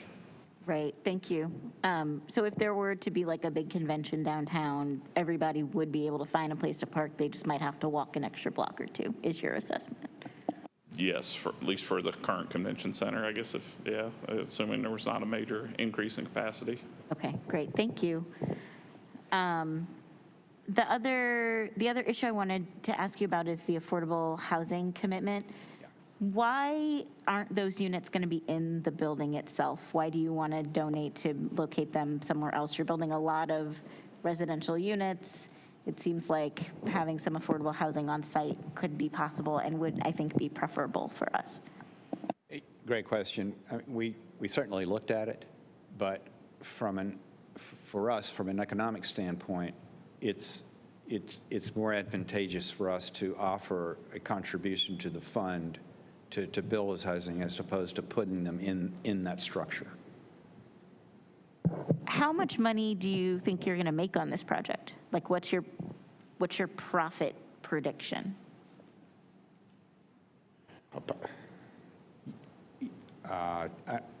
Sorry, do you mean in long term? Sure. I mean, like, this is a for-profit project. What's the profit going to be? For the cash flow, I don't know that. Okay. I don't know that, Craig. But I mean, you're offering us $5 million, so presumably it's going to be a lot. Right. Well, I guess I would say that we are not a nonprofit organization, so we're gonna build it. We're gonna operate it, and if we do it properly, we hope we are going to be operating it at a profit. Right. When you take all the expenses into account and the cost of the construction to build it. Right. So without a number, it's hard for me to know for sure, but I presume that you would still be able to make significant profits on this project if you were to locate some affordable housing units in the building. Do you think that's inaccurate? I think it would be a push. You think you would make no money if you put the 6 affordable housing units in the building rather than elsewhere in the city? I'm not saying that. I'm saying that the analysis of doing that would be difficult for us. Okay. It would be difficult for us to make it work if we build the level of housing that we intend to build. Understood. I think I'll just communicate a strong preference for affordable housing on site, given that affordable housing is a huge problem in our city, and that downtown affordable housing is especially difficult for us to provide. And I would like for y'all to consider doing that and to running the numbers and see what they look like. I think that while building affordable housing elsewhere in the city is, of course, incredibly useful for us, and we need affordable housing other places in the city, I don't want to set a precedent for situations like this in which we have the authority, the legal authority and ability to require community benefits like affordable housing on site, because this is a sale and a negotiation rather than a rezoning, which is more regulated by state law. This kind of situation is one of the few opportunities that we have to actually demand significant community benefits from developers. And I wouldn't want to set a precedent that we are entirely comfortable with just payments into the Affordable Housing Fund when there could be affordable units on site, especially with this kind of project where we're looking at a lot of residential development. In my opinion, it shouldn't be impossible for some of those units to be affordable. And so I would like y'all to consider that as we move forward. Thank you. Thank you. Okay. Councilwoman Johnson, I'm sorry, Freeman. Thank you, Madam Mayor. I really appreciate the line of questioning. I was kind of headed in that direction as well. Just acknowledging that we don't really need $5 million, but we do need the affordable housing. And so I would love for you to have a conversation, not just with yourselves, but to also talk to some of our local affordable housing providers and to get a gist of how it might be able to work, because I'd much rather have the housing than the dollars. So outside of that, I just had a couple of questions. I think I remember now the conversation, and I remember having some talk around creating some bike amenities, and I didn't see any of that mentioned in this presentation. No, you didn't. Okay. I'll just preface this next remark by saying that we worked with staff for this presentation, so it was kind of framed up for us. Okay. I'll just say that. Okay, I can hear that. We have a tremendous amount of information that we could have bought, but we were encouraged that perhaps we should just get to these salient points today in this particular working session. That said, there'll absolutely be bike accommodations. Okay. Nice accommodations. I mean, there's going to be bike storage, bike wash, a self-mechanic shop within the structure to encourage the residents to, maybe some of them won't even own a car. Yeah. I mean, hopefully, but yeah, I mean, you're talking to, I'm an avid cyclist, so I was certainly in there advocating. I just want to make sure the showers didn't get left out of the conversation as well. Right. But I digress, because I understand the question is really around, I guess it's coming down to the parking and how dire the parking is in that area. I wanted to know if Parks and Rec's staff, I guess around the Armory, has weighed in around this parking at all? If Parks and Rec's staff around the Armory, I know that they use, the facility is the only location really downtown that folks can afford to kind of rent. Is there any conversations? So I am going to bring Keith Chadwell up, who probably is a little bit more familiar with the meetings that were held with stakeholders. There were, the proposed developer had meetings with some of the stakeholders in the area. The specific question is, the Armory itself, was Park and Recreation under or their representation in any of those stakeholder meetings? They manage the Armory. Keith Chadwell again, City Manager's Office. I think if I'm hearing the question correctly, the Parks Department has not to date been in any of the negotiations at this time.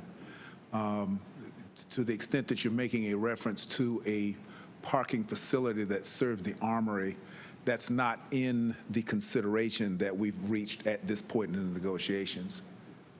Okay, and I appreciate that. That helps. It's from a capacity standpoint, we throw that into an availability, in terms of the relative uses, and so that would have to be managed according to event calendars and schedules. And I think that's my question. That's my issue. Is that is the last location, really, for folks to actually host an event in the downtown corridor. And if we make their parking kind of a if and then but, I don't like that at all. But I just wanted to ask on the transportation side, is this conversation limited to just this site as there's an opportunity? I mean, I'm looking at the tops of everything with this picture. There's so much space.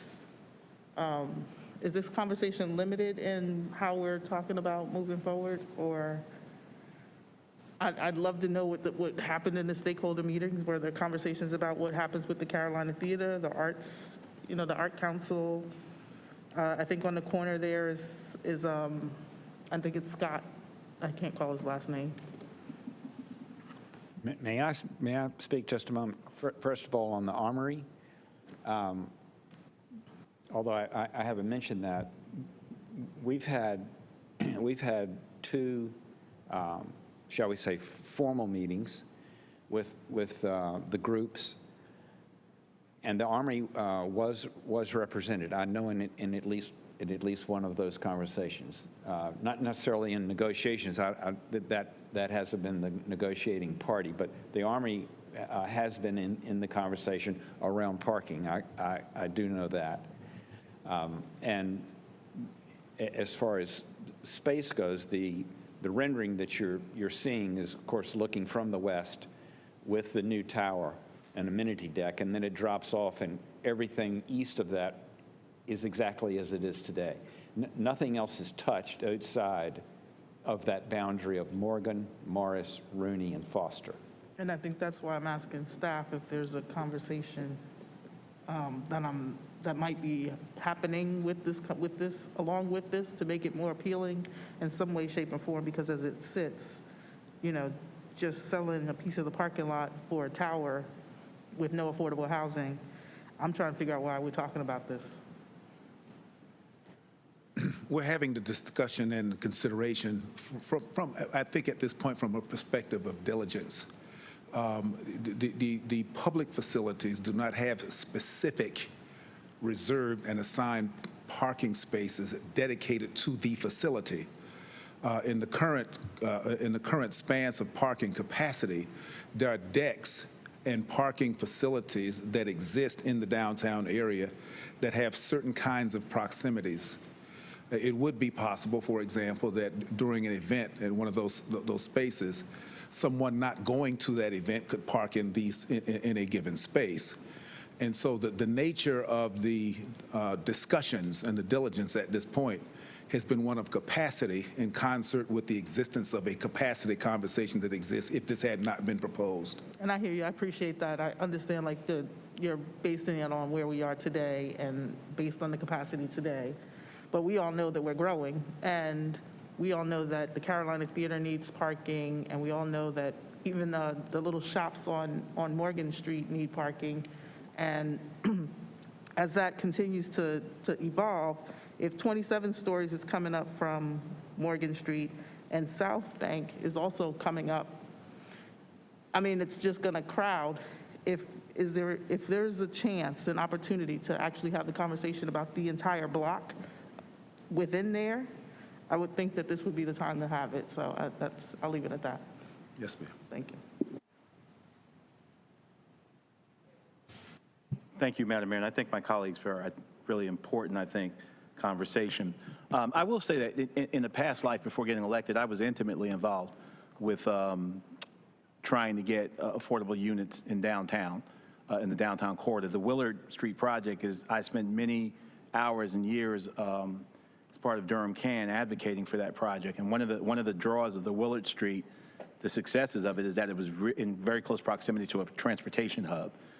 And one of the things we learned about affordable housing downtown is, and I'm including myself in this, I think sometimes we congratulate ourselves and pat ourselves on the back for putting affordable units downtown.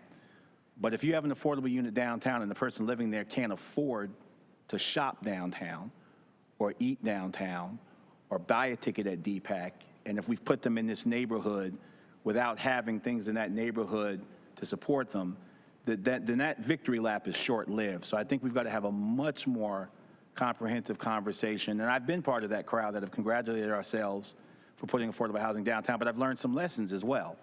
You know, it's an interesting kind of dilemma to look out your window and see DPAC and not be able to afford a ticket at DPAC or some of the restaurants downtown. So I think this conversation's got to be broader. Another consideration I'm going to be making is that parking deck as it currently exists, what are we realizing it from it now, leaving it as a parking deck? Are we getting $5 million worth of value out of it yearly now? Is it going to be $5 million yearly, you know, at any time in the future? I don't know, maybe, but I think part of my consideration is what is it doing for us now, and what can we leverage out of it and do with that $5 million? I don't think that's an inappropriate question to ask. I'm all for, and I have literally been for affordable units downtown and mixed-use developments, but I've also learned some lessons about them as well, and we've got to be honest and have a much more comprehensive conversation about when we insist on that type of initiative, you know, after we've signed the deal and after we've cut the ribbon and had the press conference. The quality of life for those folks that are living in those units downtown is something we need to look at as well. Finally, this question for the staff. How much more due diligence does staff have to do? Are there traffic impact studies, or has this project, or how long before staff will be ready to make a recommendation? Have we reached a point where this is at the council's behest now, or how far away are we from that threshold? I think these conversations have been designed for an opportunity to hear the kind of input that we're getting now, to bring this perspective into the other perspectives that have brought us to this point. We will certainly take this and continue towards a point of finalization where we'll consult first with the city manager about a recommendation, and it will come back accordingly. Thank you for that. Thank you, Madam Mayor. I yield. Hi, I'm sorry. I just want some clarity in terms of, did you say how many, like, I guess, apartments are going to be in this tower? 308.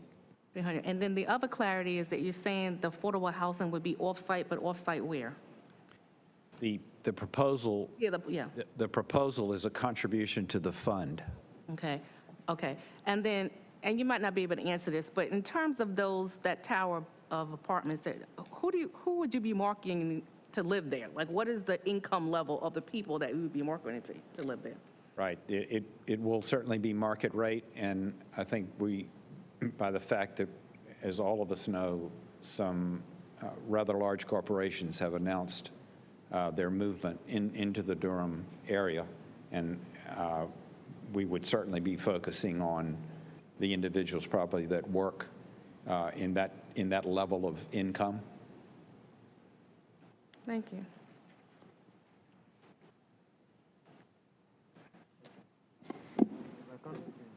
Thank you. Good afternoon. Thanks so much for the presentation. Thank you to my colleagues for their great questions.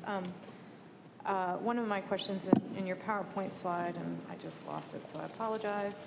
Also, it's the same issue with this PowerPoint slide happened with the previous one. It's cut off, so if staff could get the full PowerPoint slide dimension sent to us, that would be helpful, because we're kind of seeing. Staff, I know that's in their hands. It's just, I guess it's how it's being projected. It's on our end, how we're viewing it. It has nothing to do with what you all sent. After completion, it says 29 direct on-site permanent jobs in the city. I know that you all have, what type of jobs are you thinking? What are the wages associated with it? Just curious. So there are two components there. One is the staff that it would take to actually manage our building. And that would be all the way from the concierge service to the leasing agents to any type of third-party maintenance that we would have to have. I mean, this is a big building. It has serious mechanical equipment. So there'll be technical jobs associated with it as well. I'm sure there'll be, honestly, jobs of all level, to be perfectly honest with you. Thank you. I can't remember when we had, and I don't remember everyone who was in those meetings. Yeah. I just want to reiterate what I said to you all in that space, that unless you all are prepared to actually do a responsive, robust kind of community benefits package, and I understand it might just be my vote and it's 1 of 7, I don't have any real interest in furthering this conversation. I understand that the Durham in the 80s had to take these kinds of deals. We are not that city anymore, and I expect our development community to come prepared for a really honest conversation of the economic situation. I appreciate Mayor Pro Tem saying, the cost of the city, what is it like to live in a downtown that you can't afford? I think that's beyond that. We're at a city, almost every single place in the city that most people just can't afford. And so it is, we as the 7 of us and other electeds in the city just have to be really candid with our development community. We expect a lot. We're an extremely popular city. Supposedly Silicon Valley is dying and we're going to be the next place. And so I want affordable housing in every single place I can manage to get it. On this side of downtown, there's only one other place that we can put affordable housing, and that's the community development building that we own. A lot of where we're looking is on the other side of downtown, and I believe in a city and in a community where every single person, every single income level can access it. That is the beauty of an urban environment. It's why I chose to live in Durham. It's why I like cities more than rural communities, because to me, it is the place, the intersection where we interact, where different kinds of people are sometimes forced to interact, and we can't isolate ourselves from one another, and we don't get to isolate ourselves from the problems that other folks experience because we're all interacting in common space. And so I'm really pushing back on you all, and I was very candid with you all when we had that initial conversation. I did not mince words, and so I'm not mincing words today. That's where I stand. Thank you. I kind of want to jump in a little bit before we go back around to some who, and I hope that I gave everybody an opportunity to speak at least once.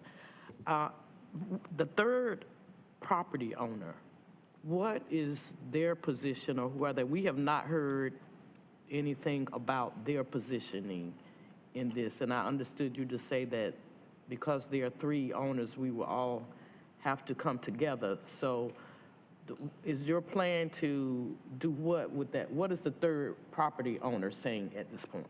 Right. We're working on a development agreement with that party that would tie into this offer and the ownership. So we do have the support of that party. I would definitely want to hear that. I'm having a real hard time understanding the benefit to the city. We own that space. We own very few spaces in downtown Durham. Right now, we have ownership of 719 parking spaces in that building, in that lot, as I understand it. And then we would lose those to have access to 300 parking spaces. Is that what would happen if we were to sell? You would build 6 units, 6 decks, 5 of which would be for your residents. 1 deck would be for public access. And then the proposal is to also build additional spaces further away that we would only have, the general public would only have access to. No, ma'am. It's the first part of what you said is correct. So on the first level of the west half of the deck would be public parking. The east part of the deck that would remain as you see it today would be parking for office workers during normal business hours, but would open up for the public after hours and on weekends. We are not proposing to construct additional spaces elsewhere. So we lose a lot of the parking that we already own. You do lose it, but if you look at the We had our engineering partners do a holistic study of this issue in the surrounding quarter mile. And if you do look at it holistically, the availability of public parking, to Bill's point a while back, is actually growing. Another question that I have in terms of the actual units, I believe I read somewhere where they're going to be 1, 2, and 3 bedrooms. In studio, that's correct. Now, are they for rent or own? They're all for rent. All for rent. I thought I remembered that to be correctly. And you're looking at a rental unit at market rate. What does that look like in terms of price? 2025, your best guess for a 1-bedroom market rate. Yeah, 2,500 to upwards of 7,000. And so, are your 3 bedrooms, what would market rate look like? That would be the high end, and I think we have 4. We have 4 of those. 4 of those planned in the upper floors. And that would be your 7,000 a month. And within that context, I do have to go back to something I think Councilwoman Johnson, Freeman, and Javier Caballero kind of hit on, is that I don't see why affordable housing could not be a part of that. That just doesn't, you will have to show me that mathematically. Okay. Where you could not make money that way. I don't know that building more expensive housing, I'm not convinced. I don't know a lot about this, but I'm not convinced that building 37 stories of more expensive housing helps our housing situation that we have now. You will have folk who are coming in that can afford that housing. Right. But most of the people who are here now, where we need affordable housing, they would never be a part of this conversation. So are we going to build as a city for the people that we have here now, or the people that we anticipate will come? Is my dilemma. And right now, downtown is not affordable for a lot of folk. That was not the case when I grew up here in Durham. Downtown has turned into something different. It was built back, but it was not built back in a diverse way. And I'm not interested in creating more of that. And I'm not convinced that building more expensive will help our affordable housing issue, or even have a diverse population of people who are down there. Downtown Durham right now is more segregated than I've ever seen it in my life. And I live here. I've always lived here. And that is not a good thing.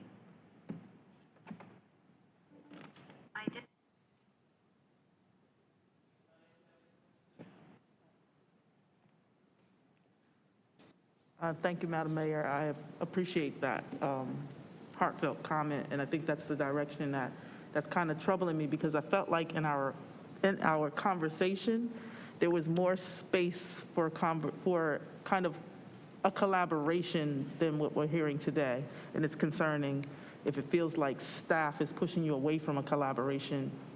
I want to have a conversation with staff, and I'm also trying to figure out. If we're really looking at housing as a whole and really trying to increase housing for all people, the quality of life has to be the same as it is or similar for folks who are in affordable housing on the east side of Main Street as it is on the west side.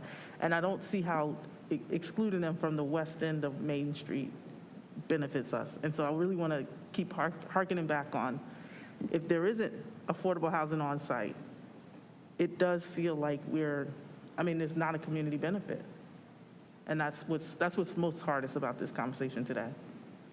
All right. Because I think that there was a lot of conversation around the bikes, a lot of conversation about the shop, like all of the things that I've heard folks in the city, especially around the downtown core, say that they needed, could be incorporated into this in a more. And it doesn't necessarily, and I want to be clear, on site, near site, around site are all like very different words, but we should be having a more collaborative approach to how this happens. And I want to say again that I'm looking at the tops of a lot of buildings. There's a lot of square footage, and they could also be going up. So when you're talking about a pedestrian bridge, what does that pedestrian bridge look like? How does that incorporate other facilities so that there is access for everyone? And that's about it. Thank you. Yes, you may. Thank you, Madam Mayor and members of the council. I did want to speak as the city manager. I wanted to highlight a few things that are important to this conversation today. There's been discussions about this particular development for several years. The reason that you see it in front of you today is because there's been activity in a very complicated transactional environment that both the private developer, who is a partner to ownership interests on one site, is on their own accord making an offer to the city to buy the city's rights, in this case, the city's property, and as well proceeding down the road for development to have a development plan for a site that they don't actually have current access to or control over. So they need to hear from this council, in my opinion, your thoughts, because they are doing what they do in their business, but ultimately you're going to be asked to decide about our interest as the city government in that property as they go forward. So this is a presentation, is not an action item, but I think they have people here who are listening to the conversation, and it is very pertinent to the next steps in this process. So just one last thing. One of the reasons you don't see, some of the things you may have heard in one-on-one conversations, those are certainly considerations in very extensive public-private partnerships, but we're not down the road that far, in my opinion, at this very moment. Thank you, Madam Mayor. A couple of things, a few things. And I was going to start with, I don't think we're at a point now where we're making any decisions. We, as a council, have heard several things from the community members, from the venue members, that we have to take in consideration. Today, we're hearing things from you all's perspective. And I guess after deliberation amongst us, we'll come up with whatever leverage we want to employ, and we'll present those. And to my understanding, we'll figure out where the middle ground is later on down the road or whatever. And we could be a bit more forward on this, because it's not an annexation or a land use matter. It's a negotiation of a transaction. And I'm listening to my colleagues, my beloved colleagues, and from an economic perspective, I want to just put this out there. I do not want another McDougal Terrace or Cornwallis built, because I don't feel that our folks deserve that. That's a public housing complex, the projects. However, I do believe affordability or affordable housing in some capacity, form or fashion, needs to be incorporated in every single thing we do. Now, whether that's building the actual units or contributing to it, that's up to us to determine. But when we're thinking about all of the issues that we're addressing, we also have to think about how we make those things become a reality.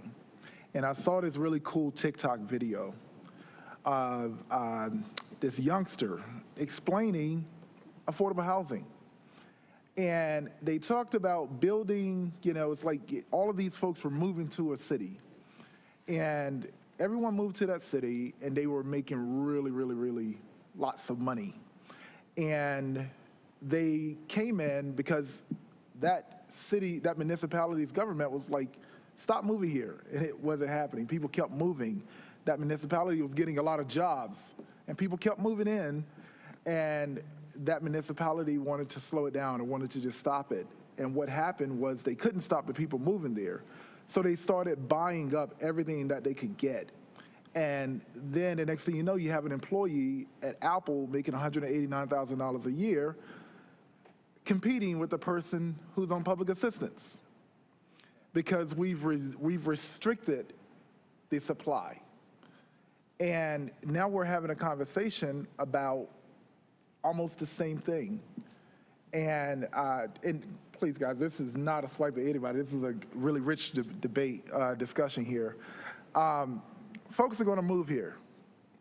And if we don't build something where those salaries are reflective, then the folks who are placed where they are going to get replaced. And that is the issue we're dealing with. There are folks that have been living in their homes for decades. And there are folks that are actually living in their homes that are getting evicted because of taxes, not because of mortgages, because the taxes around them are increasing.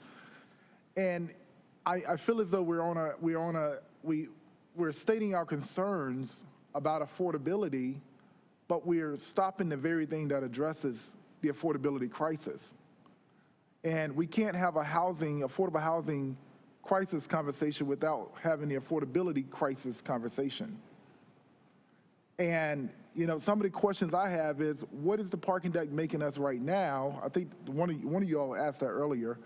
The other matter is by right. You know, it's like, okay, so we own it. We have the parking deck. You know, what are we going to do with it? Are we going to leave it the same? You know, or are we going to do something with it ourselves if we can?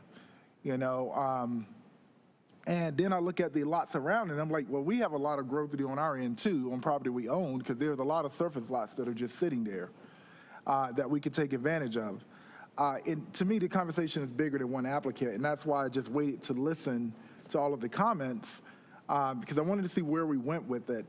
And, you know, affordable housing seems to have evolved into a cliche phrase. We don't even talk about what type of affordability. We don't even talk about affordable to who. That's a very subjective phrase that we just paint with a broad stroke all the time. And affordable housing,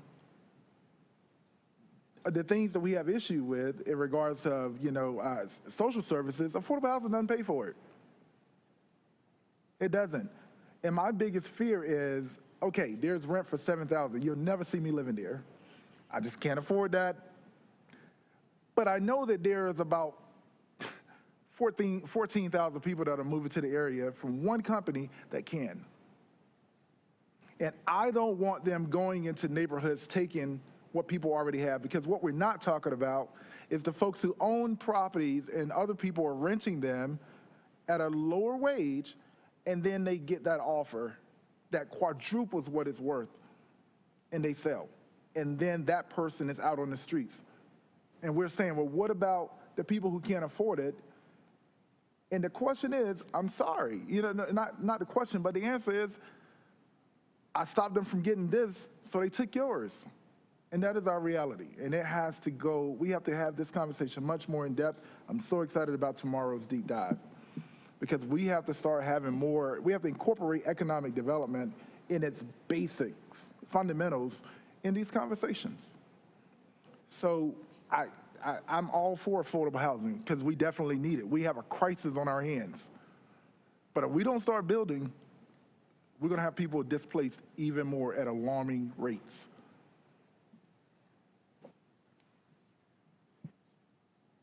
Anybody else? Well, Madam, just in closing, because this is a negotiation of a transaction, I am looking forward. I think the most valid point I heard was, what is the community benefit, that package? I look forward to you all taking what we're saying today and then coming back and saying, this is how we want to wove ourselves into the fabric of the city. Right now, it's from your perspective, and it's just a block of exclusivity that's been placed here. And that's okay, that's business. But it's also okay for us in our capacity to say, well, if you want it, consider this.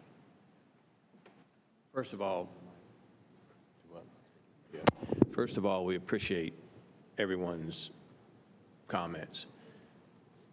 This transaction has taken a number of years because of the complexity of what Fred Lamar told you earlier.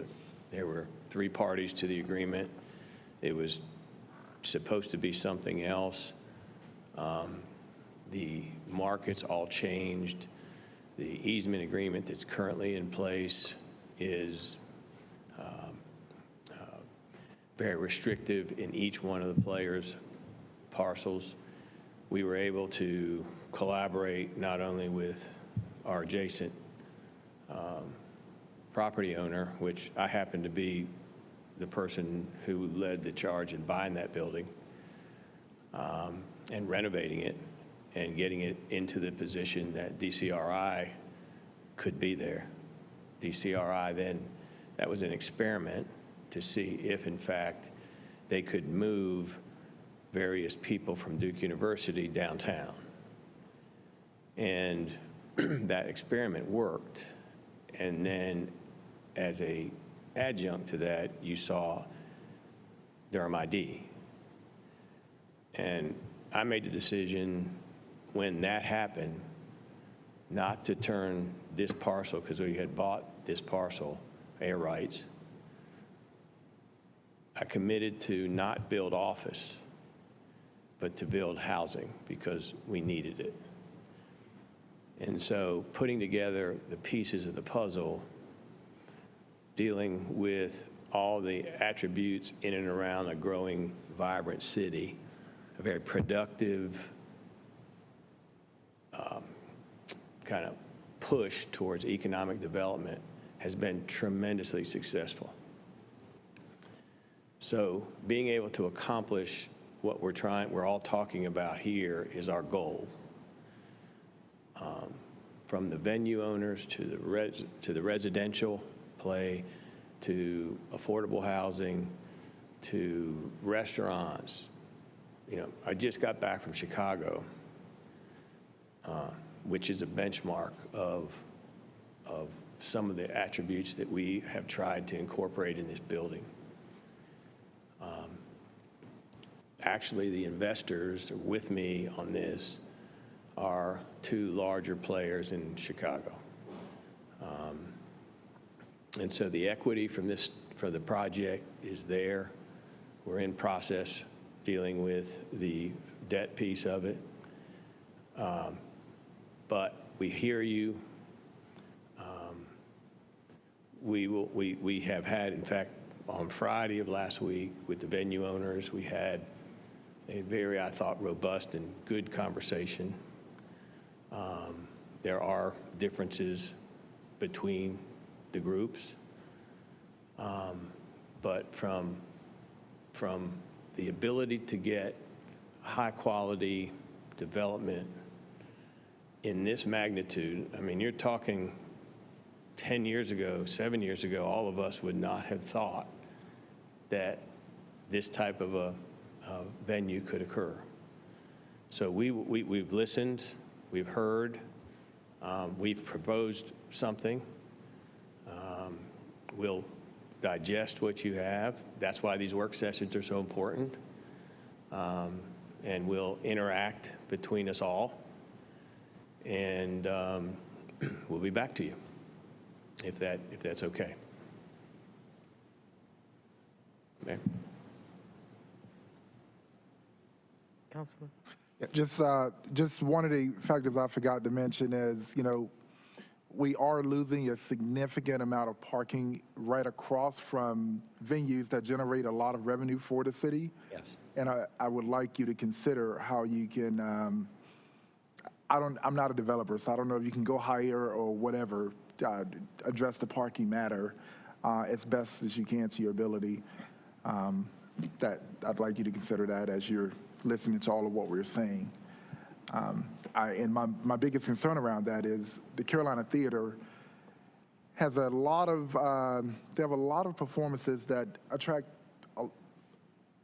sort of like Deep. It's like not just young kids going over there. You have a lot of folks that need to be closer in proximity. So just consider that as we talk about the parking situation. Thank you.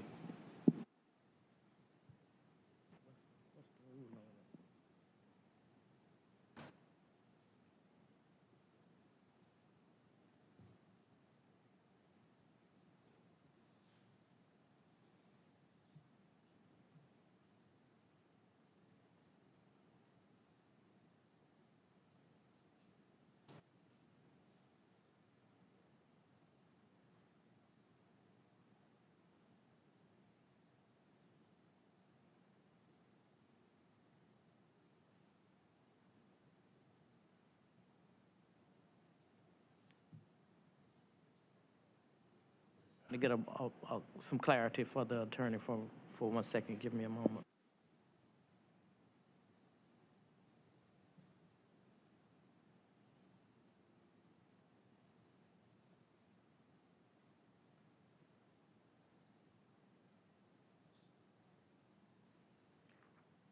Before I make some final comments, I did want to address and have talked with the attorney about protocol for people who have signed up to speak on this item.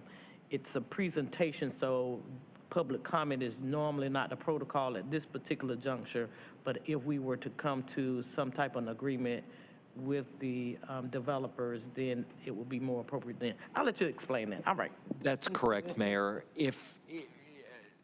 Hearing what the developer has said, it sounds like they're going to go back and look at the deal more closely. If something ultimately needs to be approved by council, that would need to be put on a future agenda, and so there'd be a work session before it got considered at a Monday night meeting. So I think that would be the appropriate time to take comment.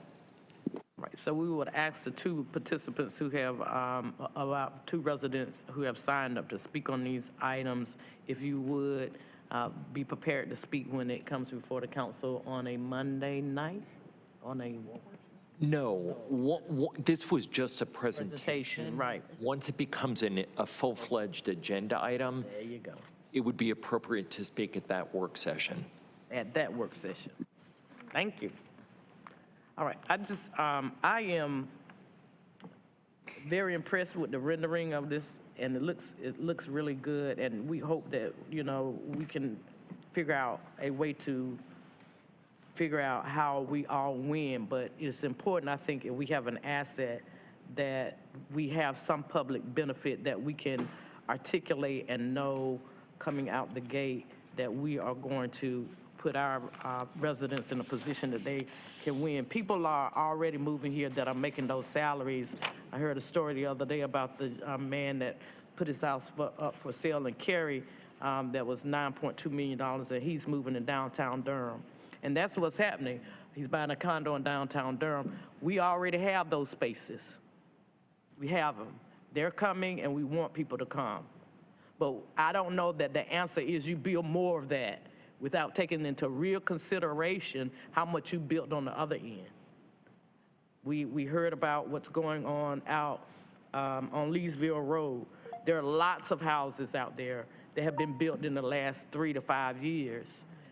But most people who are living in the city can't afford those houses, right, that are here now.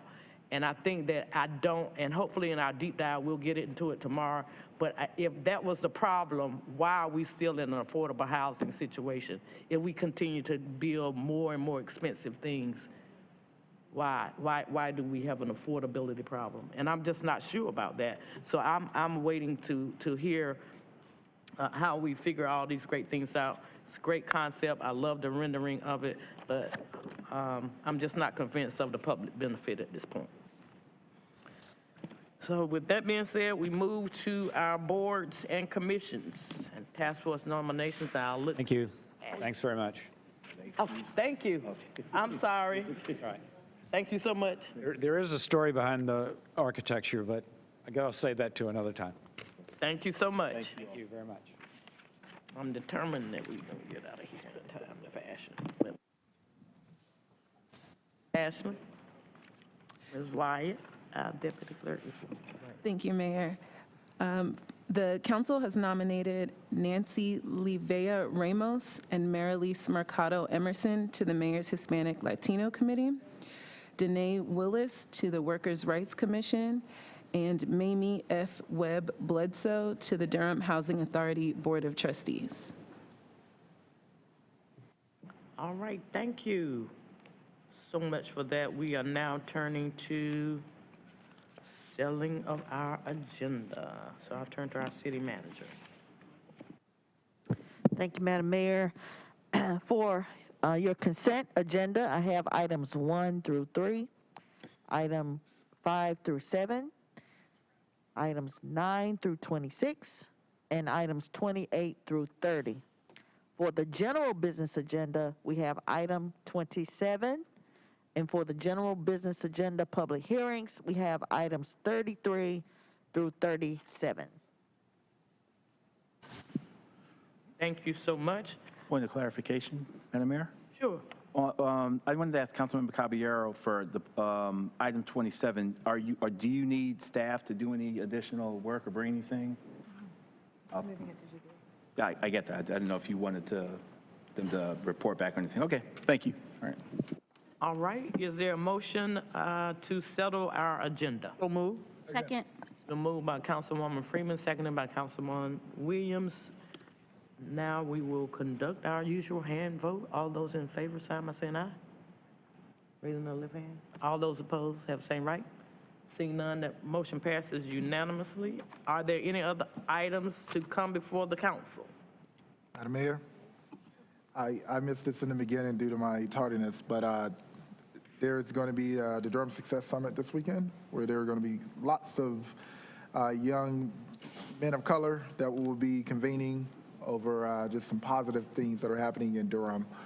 And I'm excited to serve as a panelist with former Mayor Bill Bell. And also another great event that's going to be engaging our millennial generation in voting is the Sneakerville Festival with Brian Dawson. I'll also serve as a panelist there to talk about voter engagement. Thank you so much. I'll see you at that event on Saturday. I think I'm supposed to bring the welcome to that event, so I'll see you there. Are there any other announcements? All right, seeing none, we will stand adjourned at 5:02 on September the 9th, 2022. Bull City strong.